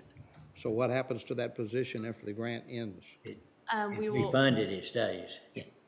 If we funded it, stays. Yeah, and it was one that was needed, and just so happened there was a grant out there that covered it. That But helped us is cover You're right to ask that question, because that is the challenge when you, create a position with a grant funding, it's only part-time, and you generally consider positions for, for a long term.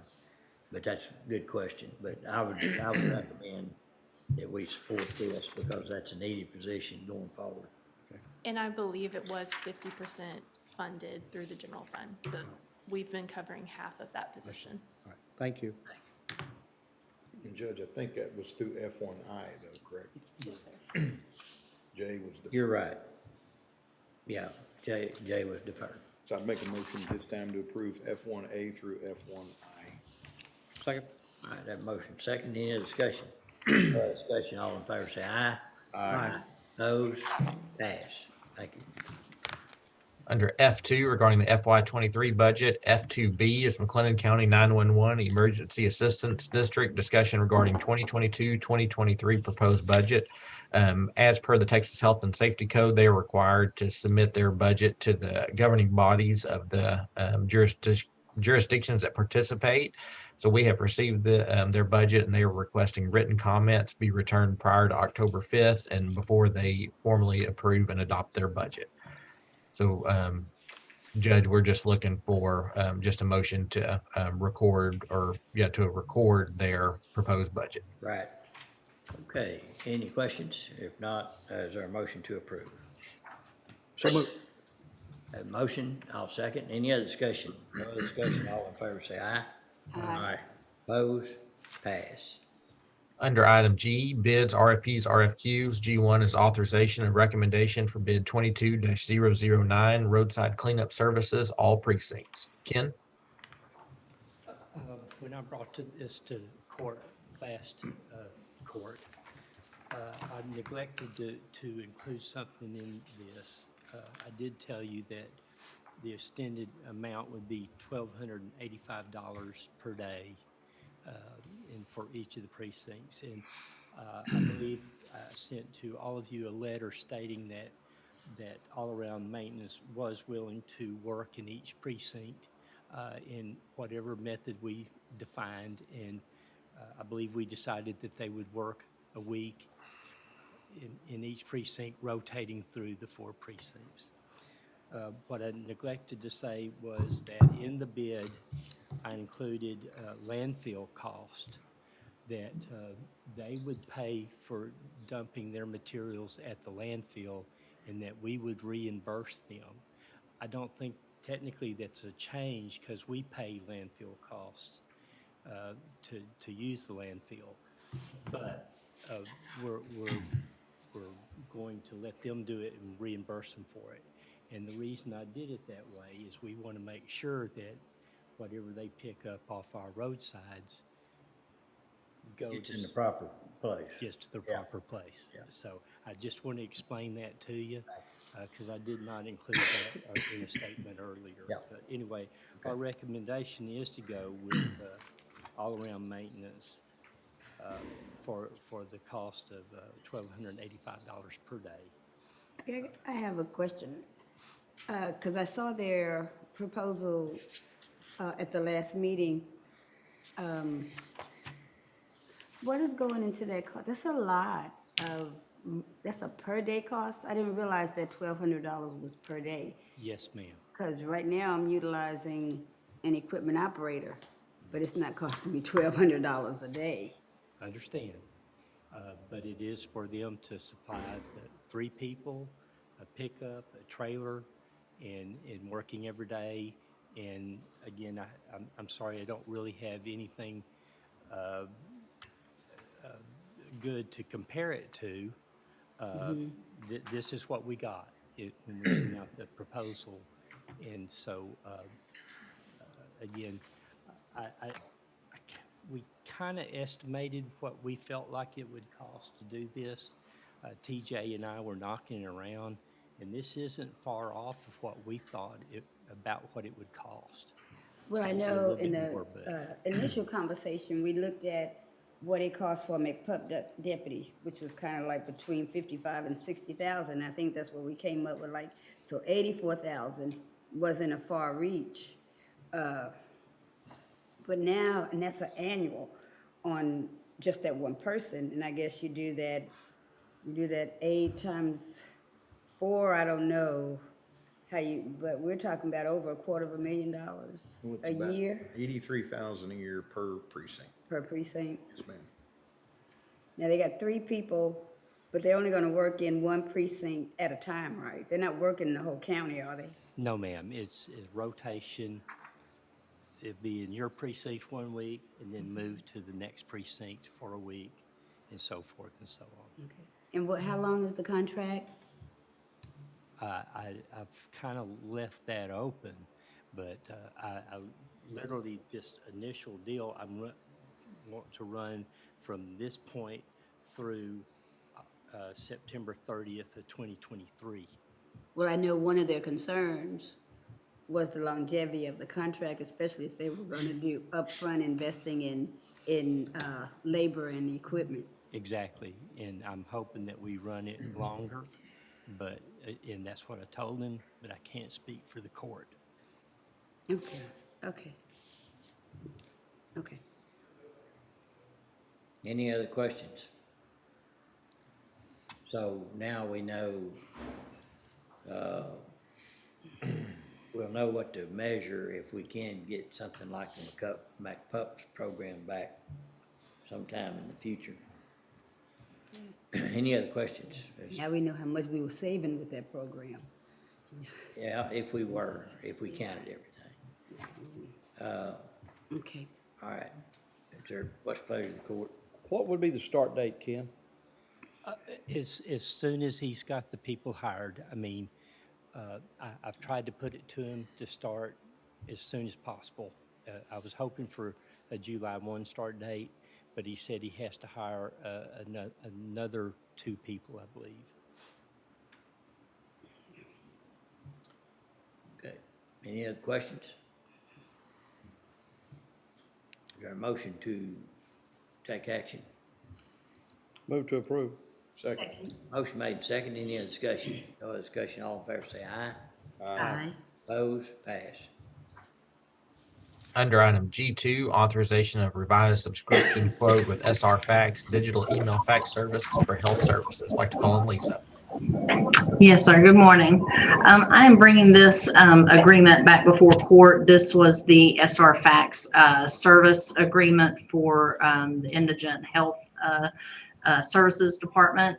There was a slight increase in the service fee between submission, or I guess we got our quote in May, and then when we submitted it to court in early June, the rate had gone up a bit.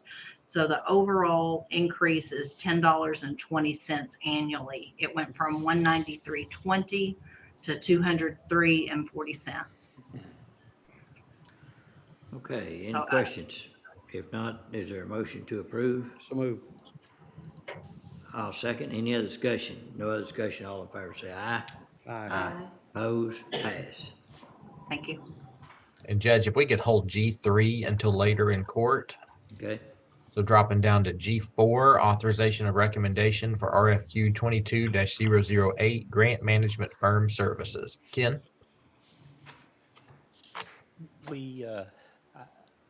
I will share that I basically presented these proposals to both Dustin and Francis to look over these and try to get a consensus of opinion, as well as our scoring, which Cinnamon also helped in the scoring of these.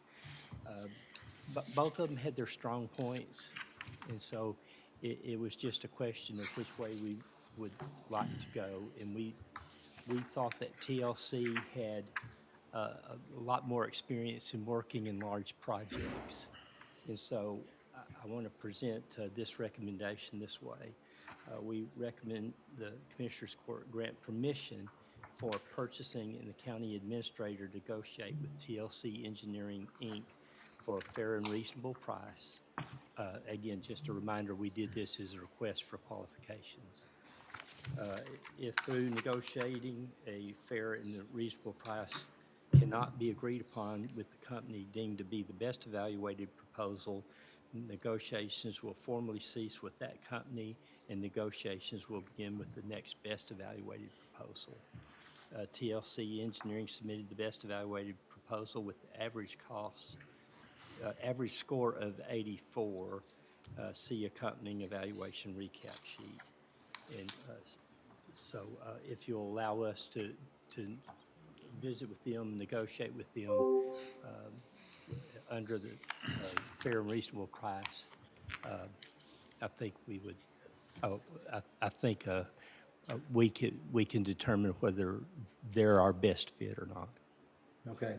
And then what their job is, I guess, is in this. Can you kind of briefly just hit the high point? Well, it's for grant writing and management services. Pertaining to infrastructure. For the infrastructure, correct? For infrastructure. Yeah. Yes. Okay. Federal infrastructure Right, and when we were in DC, the recommendation was from numerous entities that we really get aggressive with grant writers and try to get, because in Texas, Houston, Dallas, and those cities are all, you know, have robust grant writing abilities and a lot of political pull. And that if we sit back, we won't get anything. That's right. And so, And I will say TLC is out of Houston. yeah, okay, good. They understand Texas. All right, well, we look forward to seeing more information.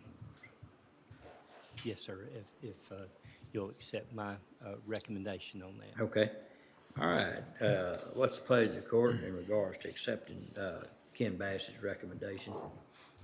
Move to accept the recommendation of our purchasing director regarding grant management firm services. All right, is there a second? Second. Motion made and second. Any other discussion? No other discussion. All in favor say aye. Aye. Opposed? Pass. Under item H, contracts and interlocal agreements, H1 is authorization and pricing supplement agreement with TransUnion Risk and Alternative Data Solutions for searches and reports for Constable Precinct 1. I'd like to call on April Lingo.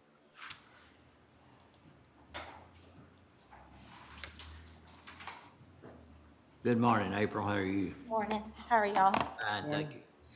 TransUnion is a database we use to search people. It's law enforcement based. And we've had this contract ever since I've been employed here. But we have to renew the contract every year. And they've increased the price from $165 to $175 a month. It's a $10 increase. We don't need no adjustment in budget or anything like that. We just need to renew the contract, basically. Okay, and then this search is for warrants and things like that. Yeah, it helps us locate people when we're, like, if we can't find anybody in all of our papers, it helps us another route to locate their newer addresses, phone numbers. It gives us a relative diagram so we can find a relative of theirs, things like that. Okay. You can run, but you can't hide. Correct. Okay. All right, is there a motion to approve the new contract that would have an increase of $10 a month? So move. Second. Have a motion second. Any other discussion? No other discussion. All in favor say aye. Aye. Opposed? Pass. Thank y'all. H2 is authorization of interlocal cooperative agreement with City of Robinson for street work on Peavy Lane and Moonlight Drive. Commissioner Smith? Yes, sir, thank you. Standard interlocal, city's asking us to reclaim and chip seal portions of those two streets within the city. And we have the capability and we're ready to go. Okay. All right, is that a motion? Yes, sir. All right, we have a motion and I'll second. Any other discussion? No other discussion. All in favor say aye. Aye. Opposed? Pass. H3, application of alarm monitoring agreement with Progressive Protection Security Systems Incorporated for information technology. Yes. What I've presented today is an alarm monitoring agreement with Progressive Protection Security Systems. We are transferring our security services from one provider to another. The rate for this service is going to be $39.45 per month, and our term is for 1 year. Okay, any questions for Lisa? I'll make a motion, we approve it. Is there a second? Second. We have a motion, second. Any other discussion? No other discussion. All in favor say aye. Aye. Aye. Opposed? Pass. Thank you. H4, ratification of state plan of operation agreement with the state of Texas for Texas 1033 surplus program, property program for the sheriff's office. I'd like to call on Captain Nixon. Good morning. Morning, Judge. Morning, Commissioners. Morning. This annual application packet for our 1033. This is where we get our helicopters and some of our other equipment, our MRAP and stuff like that. There's no cost. It's not donated equipment, but it's loaned equipment to us. Okay. All right, any questions? If not, is there a motion to approve? So move. Second. Have a motion, second. Any other discussion? No other discussion, all in favor say aye. Aye. Opposed? Pass. Thanks, sir. Thank you. Hey, Judge, is there somewhere in here a break built in? Yeah, whenever the court wants one. I wouldn't mind one. Okay. All right, let's, right now it is 10:34. Take a 5-minute break or a 6-minute break. I tried to make it right at 30.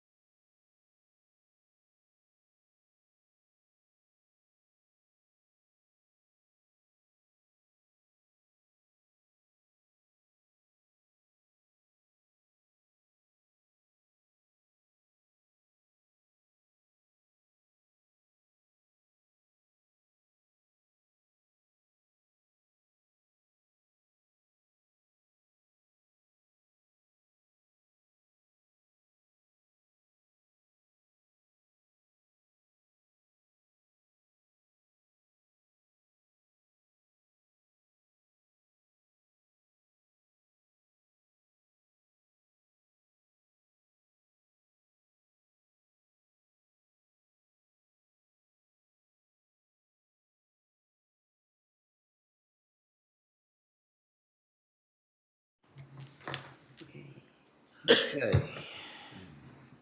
All right. 10:41, let's call court back into session. Okay, Dustin. All right, item H5 regarding the agreements with CTWP for County Clerk's Office copier, authorization of Texas DIR supplementary schedule for master lease. Ken? Just to make the court, or remind the court, we actually signed the lease agreement with CTWP on these copiers last court. But this is something new, and this attaches the lease agreement with CTWP to the state contract, DIR. So that's all this sheet of paper is doing, is connecting that lease with the state contract. All right. Any questions? I'll make a motion, we approve. Is there a second? Second. Have a motion, second. Any other discussion? No other discussion. All in favor say aye. Aye. Oppose? Pass. Under item I, capital improvement and construction projects, I-1s regarding the Mart Water Project street repair, agreement with the city of Mart, authorization of third and final payment request. I believe Zane went out on Friday and this work is still in progress and not yet complete. So I think the recommendation would be to defer.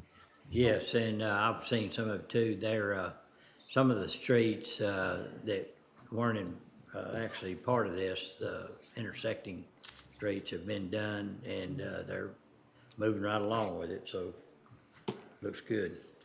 All right, is there a motion to defer? So moved. Second. We have a motion second. Any other discussion? No discussion. All in favor say aye. Aye. Oppose? Pass. I-2 regarding capital improvement projects for the Cameron Park Zoo, agreement with City of Waco, authorization of invoice for the penguin exhibit. Haley?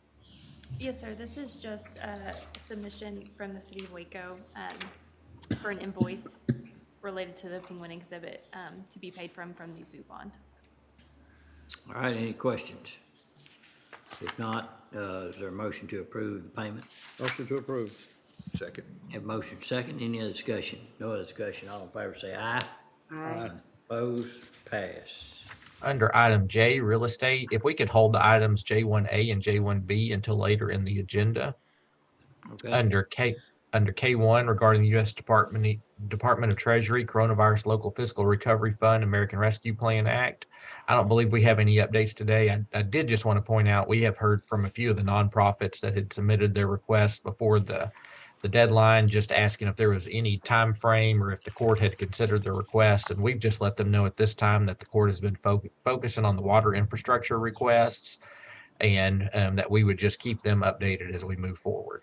So we'll keep track of those, but right now there's no particular attention paid to them.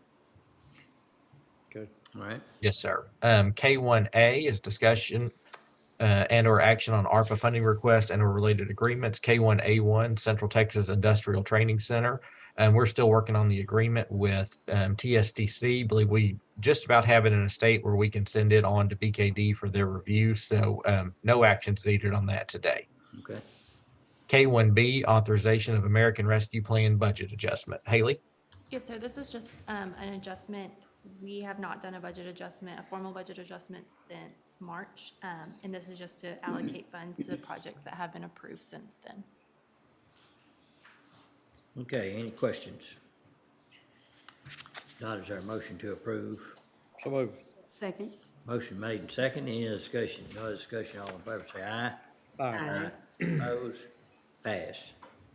K2s regarding the bipartisan infrastructure law, discussion and or action on funding guidelines, opportunities, and related matters. As Ken mentioned and the court has discussed, we will be visiting with TLC and then hopefully be able to have somebody on board to help us with these grant opportunities. But no actions needed today. All right. K3 regarding U.S. Department of Treasury Emergency Rental Assistance Programs, recording of Economic Opportunities Advancement Corporation reports for May for ERA 1 and ERA 2. These are just the reports submitted by EOAC for the month of May for both ERA programs. We just need to accept those for recording purposes. Motion to approve for recording purposes. Second. All right, I have a motion second, and Dustin, you reviewed those as well, is that correct? Yes, sir, that's correct. Dustin, I got a question. Yes, sir. I looked over the report also. We fund, let me think about it. We fund internet connections and TV connections? I know, well, it would fall under the utility assistance, I believe. Okay.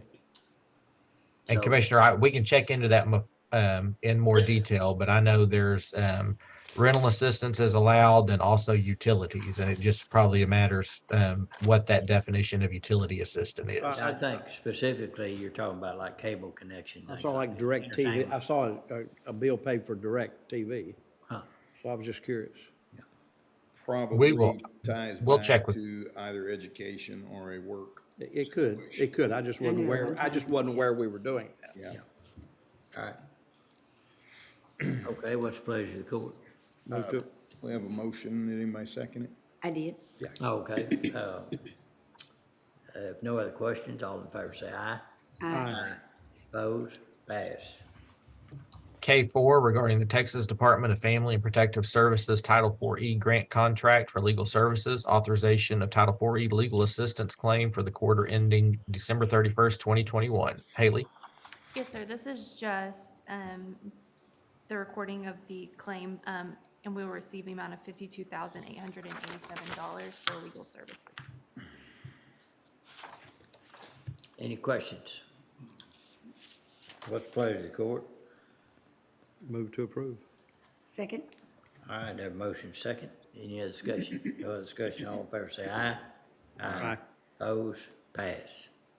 K5 is regarding the State Criminal Alien Assistance Program, SCAP, acceptance of the FY20 grant award. Back in February 2021, we approved the submission of this grant application. We have received notice that we are to receive a grant award totaling $112,281, and we just need to accept that grant award. Okay. What's the pleasure of the court? Make a motion to approve the awarding of the grant funds. Second? Motion been made and second. Any other discussion? No other discussion, all in favor say aye. Aye. Opposed? Pass. K6 is regarding the Texas Judicial Commission on Mental Health Technology Grant approval of order accepting equipment. Back in June of 2021, we approved the submission of a grant application for this grant through the Texas Judicial Commission on Mental Health. And we've been awarded 3 Dell laptops, 3 Dell USB DVD drives, 3 Dell carrying cases, and 1 OWL to assist in meetings. All right, any questions on that?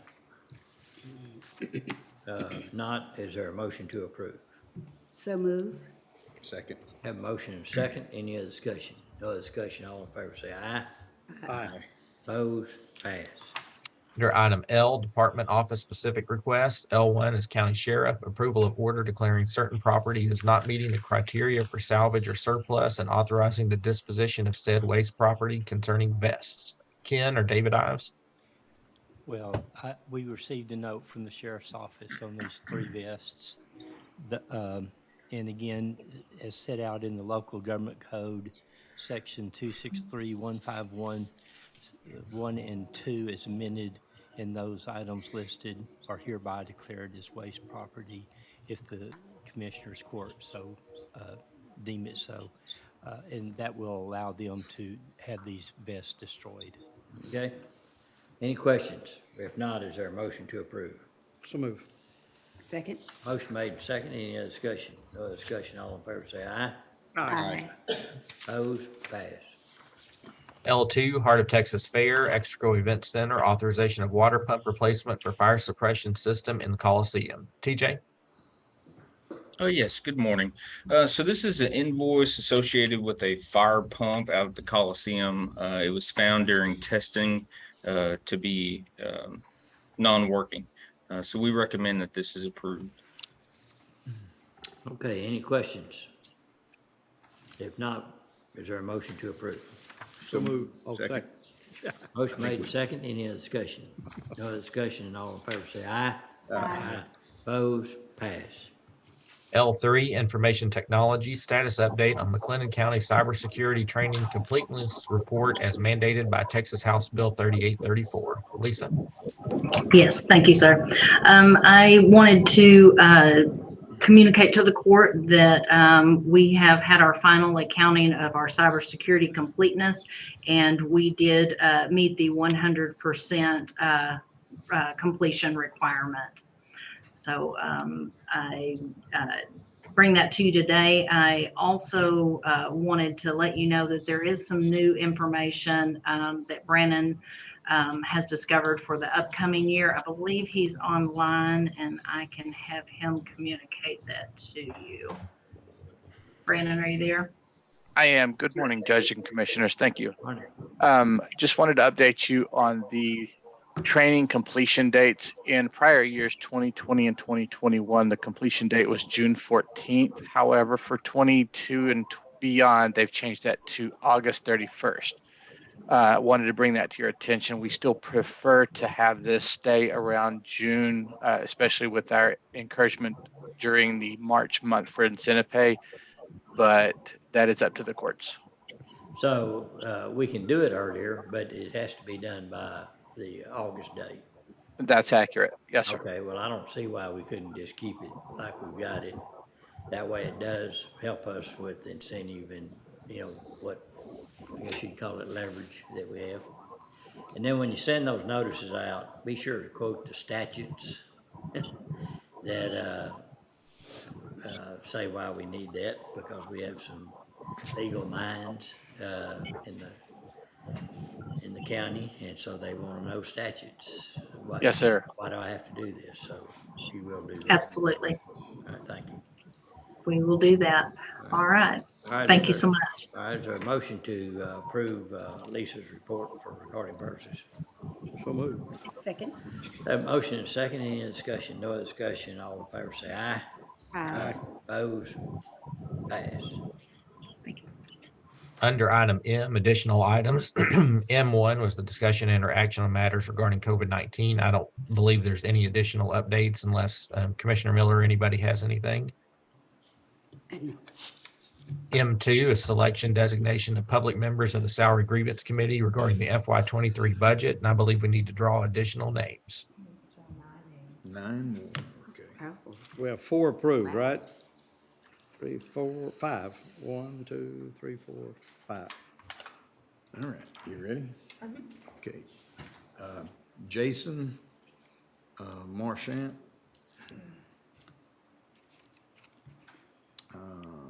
Thomas Orpius.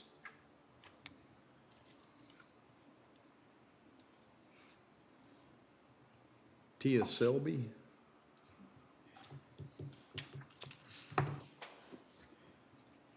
Wendy Morrow.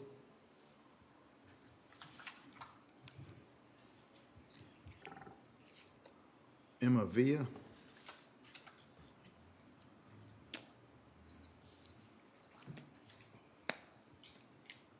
Robert Rasner.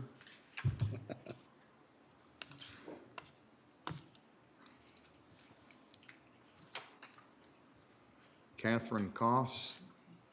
2 more. Alejandra Santos.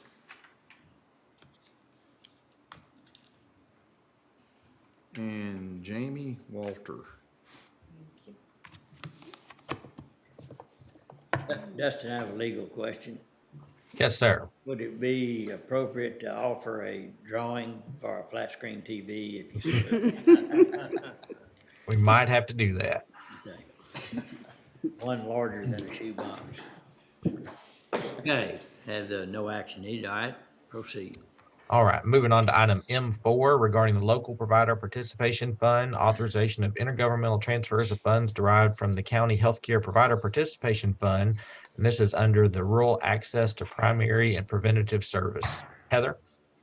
Good morning. This is for the program year 2 RAPS IGT request in the amount of $944,327.41 with a due date of tomorrow, June 22nd. All right, any questions? Not, what's the pleasure of the court? Make a motion to approve the IGT total of $944, $327.41. Second. All right, have a motion second, any other discussion? No other discussion, all in favor say aye. Aye. Opposed? Pass. Thank you. M6, discussion and/or action regarding the reassignment of paid internship positions. Anna? Thank you, Justin. So this item here, I'm requesting the ability to assign two of our internship positions to different departments. We've struggled to get applications in, even for these internship roles, just like our regular full-time positions. And so two departments weren't able to get an intern because of the lack of applications. And so we'd like to assign those positions to, or give the ability to fill those positions by our Justice of the Peace offices. There have been Justice of the Peace offices who displayed interest in getting an intern, and they had already been working with the paralegal department at MCC at McLennan Community College. And we actually do already have a memorandum of understanding with MCC. So it wouldn't be difficult to apply the same process for the internship program to these offices and give them that ability to have an intern. And so we just want the ability to open that up and give them two available internship slots. And it would also involve changing the kind of season of the internship. We've been shooting for summer internships, and I believe this would look more like a fall internship rather than a summer internship. So I wanted to outline that as well. The hourly rate itself isn't changing, and there wouldn't be any change needed to the memorandum of understanding specific to McLennan Community College. I could take any questions on the request, if there are any. What was that compensation amount? It's $10 per hour. $10 amount, okay, thank you. Any questions anyone would have? You know, intern programs are one of the benefits that we don't often use is it's a good pool for applicants for opening positions too. So be interested to see how that works over the next couple of years as we do this. But any questions, comments? Not, is there a motion to approve? So moved. Second. Have a motion second, any other discussion? No other discussion, all in favor say aye. Aye. Opposed, pass. Thank you. Thank you. Under item N, Americans with Disabilities Compliance Project, N1 is authorization of professional services invoice with CPNY for their ADA study report for the month of May. This invoice totals $2,555.25, and it has been reviewed and is okay to pay. Okay, much pleasure to court. Move to approve. Second. Have a motion second, any other discussion? No other discussion, all in favor say aye. Aye. Opposed, pass. Under item O, McLennan County Venue Project, including the Paul Tyson demolition, nothing under O1. Under O2, authorization of asbestos design management proposal from Environmental Concerns Incorporated, ECI, for the Paul Tyson Stadium Complex proposal. TJ? Yes, so this is the proposal from ECI for the planning specs, monitoring, and bidding process for the asbestos removal. We recommend this move forward so we can continue on with the demolition. Okay, any questions? Let me just add, there was also a note on here that there's a state notification fee to the Texas Department of State Health Services, and the notification fee is an additional $100. It wasn't included in the notes, but it is on Is that where it says submit state notification? Yeah. Okay. All right, any questions for TJ or Ken? All right, is there a motion to approve? So moved. Second. Have a motion and a second, any other discussion? No other discussion, all in favor say aye. Aye. Opposed, pass. O3 is regarding the demolition of Area B, Paul Tyson Field. O3A, discussion and or action on update of franchise utility costs. Ken? Yes, we received the actual documents from Encore to remove the electrical services around the Paul Tyson Stadium. And we brought it back to court. We know we initially had court approval, but it's for a little bit more than what they originally quoted. So doing the removal around Paul Tyson is $40,117.94. And then the removal around the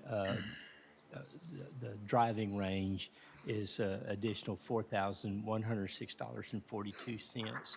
And there are documents that need to be signed and returned Encore, work order sheets signed that need to be signed and returned Encore to start this demolition process. Okay. All right, And any Judge, we could go ahead. Pardon me. go Sorry, ahead. Judge, I was just going to say 03B goes along with that as well, 03B1. Okay. All right, is there a motion to approve 03A and 03B? And that includes relocating that service, right, Ken? We're leaving service alone where it needs to stay. We're not I don't know that there's any relocation right now. It just said relocate service to the stall barn to an underground service. Oh, I'm sorry. Yes, that's just trying to keep the That's part of continuity. it. Okay, all right. So is that approval of 03A as well as 03B 1 and 2? Yes, sir. So Judge, B1 is the agreement for the removal of the existing overhead line and then reserving those existing meters. And then B2 is the removal of the overhead idle line, 680 feet of overhead conductor and 2 40-foot wooden poles and a transformer. And that's over by the golf range. Sorry, I kind of lumped everything together. All right, any questions on those? If not, is there approval of those previously mentioned? So move. All right, have a motion second. Any other discussion? No other discussion. All in favor say aye. Aye. Opposed? Pass. And we have nothing under the item P, the McLennan County Radio Tower project. So Judge, it's just down to the work session and then we'll have a couple executive session items as well. Okay, under work session, are there anything there that anyone want to bring up? Or is there additional work session items to put on? All right. If, I guess, the only thing I would say is on Q5, maybe get an update on the status of purchasing additional voting equipment, further discussion on that, see if there's any questions the court might have. Okay. So, Dustin, if you'll get that lined up for the next meeting. Yes, sir, will do. All right, so under executive session, what section items do we want? It'll be 551.072 regarding real property and 551.074 regarding personnel matters. Okay, so on those, in the first piece of that, I'd like to ask Ken, Zane, and TJ to be involved in that discussion. And then, as well as Dustin. And then, in regards to N3, R3, under 551.074, it would be Anna, Dustin, I guess Mike Dixon. Yes, sir, and Judge Mike's going to join in just a second. All right, anyone else? No, sir, that should cover it. Okay, and in regards to personnel matters, also, I'd like to ask Mercedes to be out on that one, and Dustin, you'll take minutes on it. Okay. All right. Okay, it is 11:05, so we'll go into those executive sessions.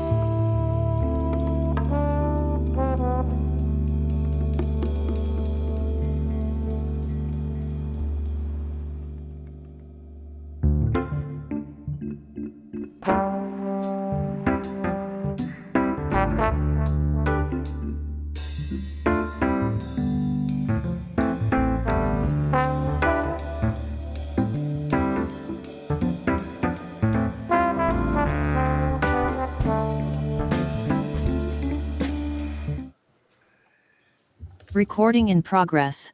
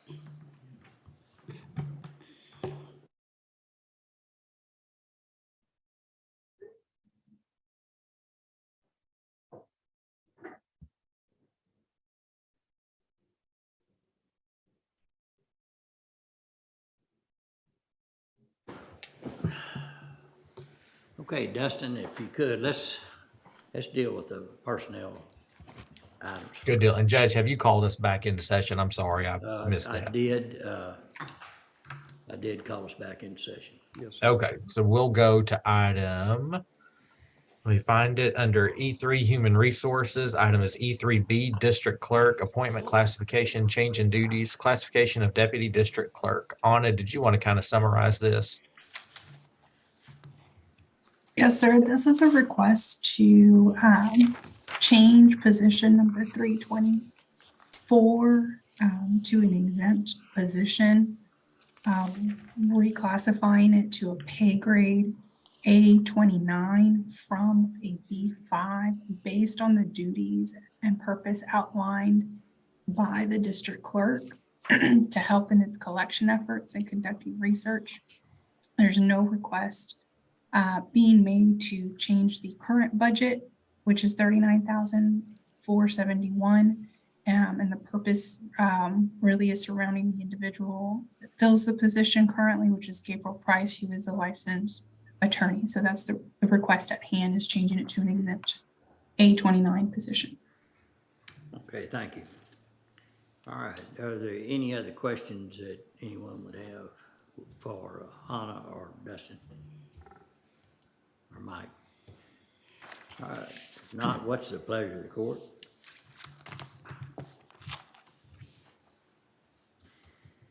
All right, hearing no motion, we would say no action in regards to E3B.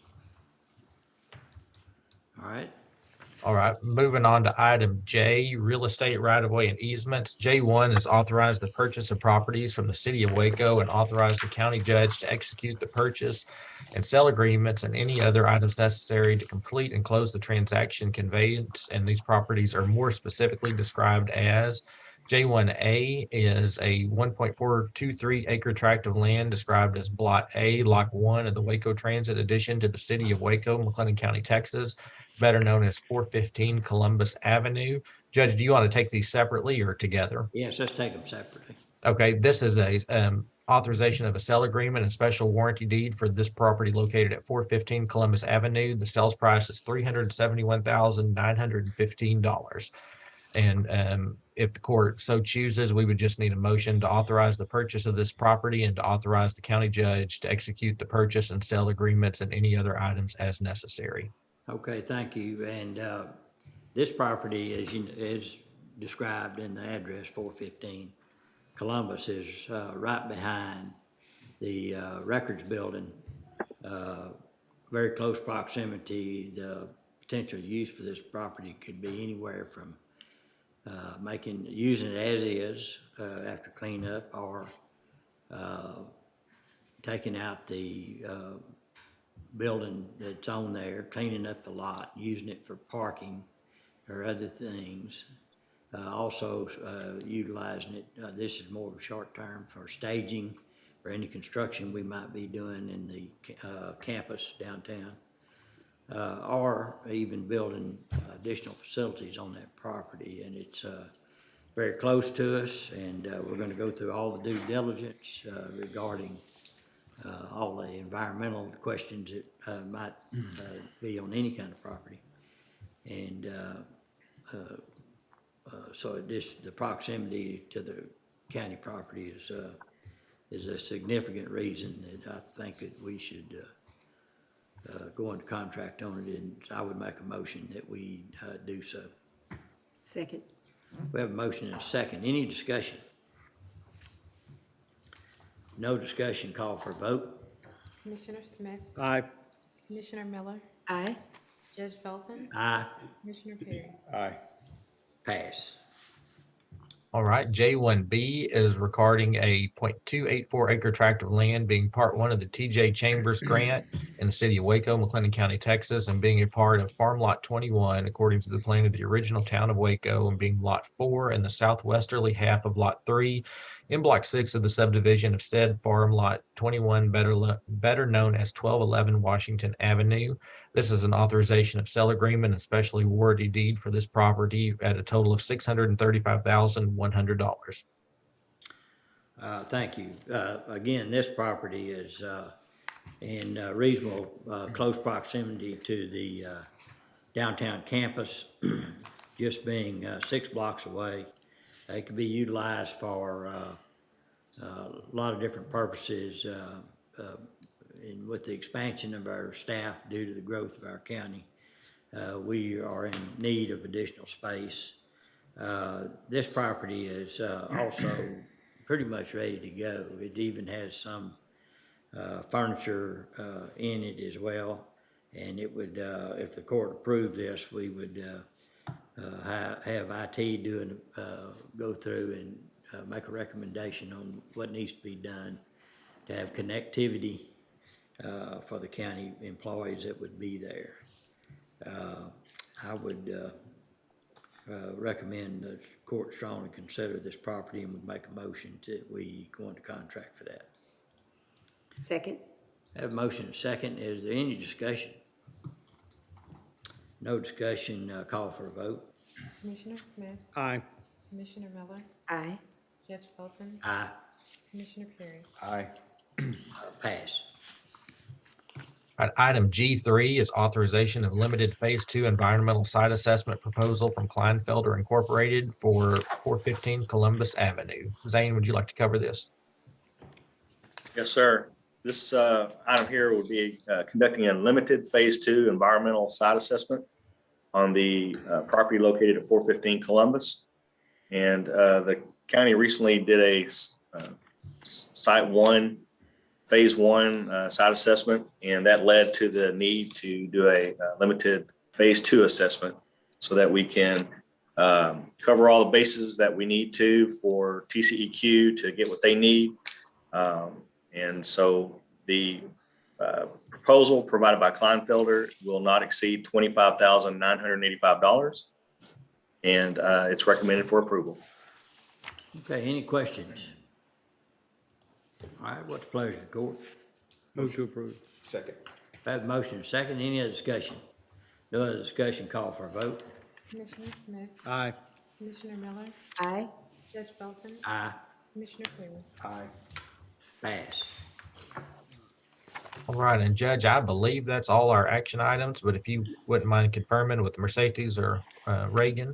Okay, all right, that seems to be true. All right, if there's not anything else to come before the court, we stand adjourned.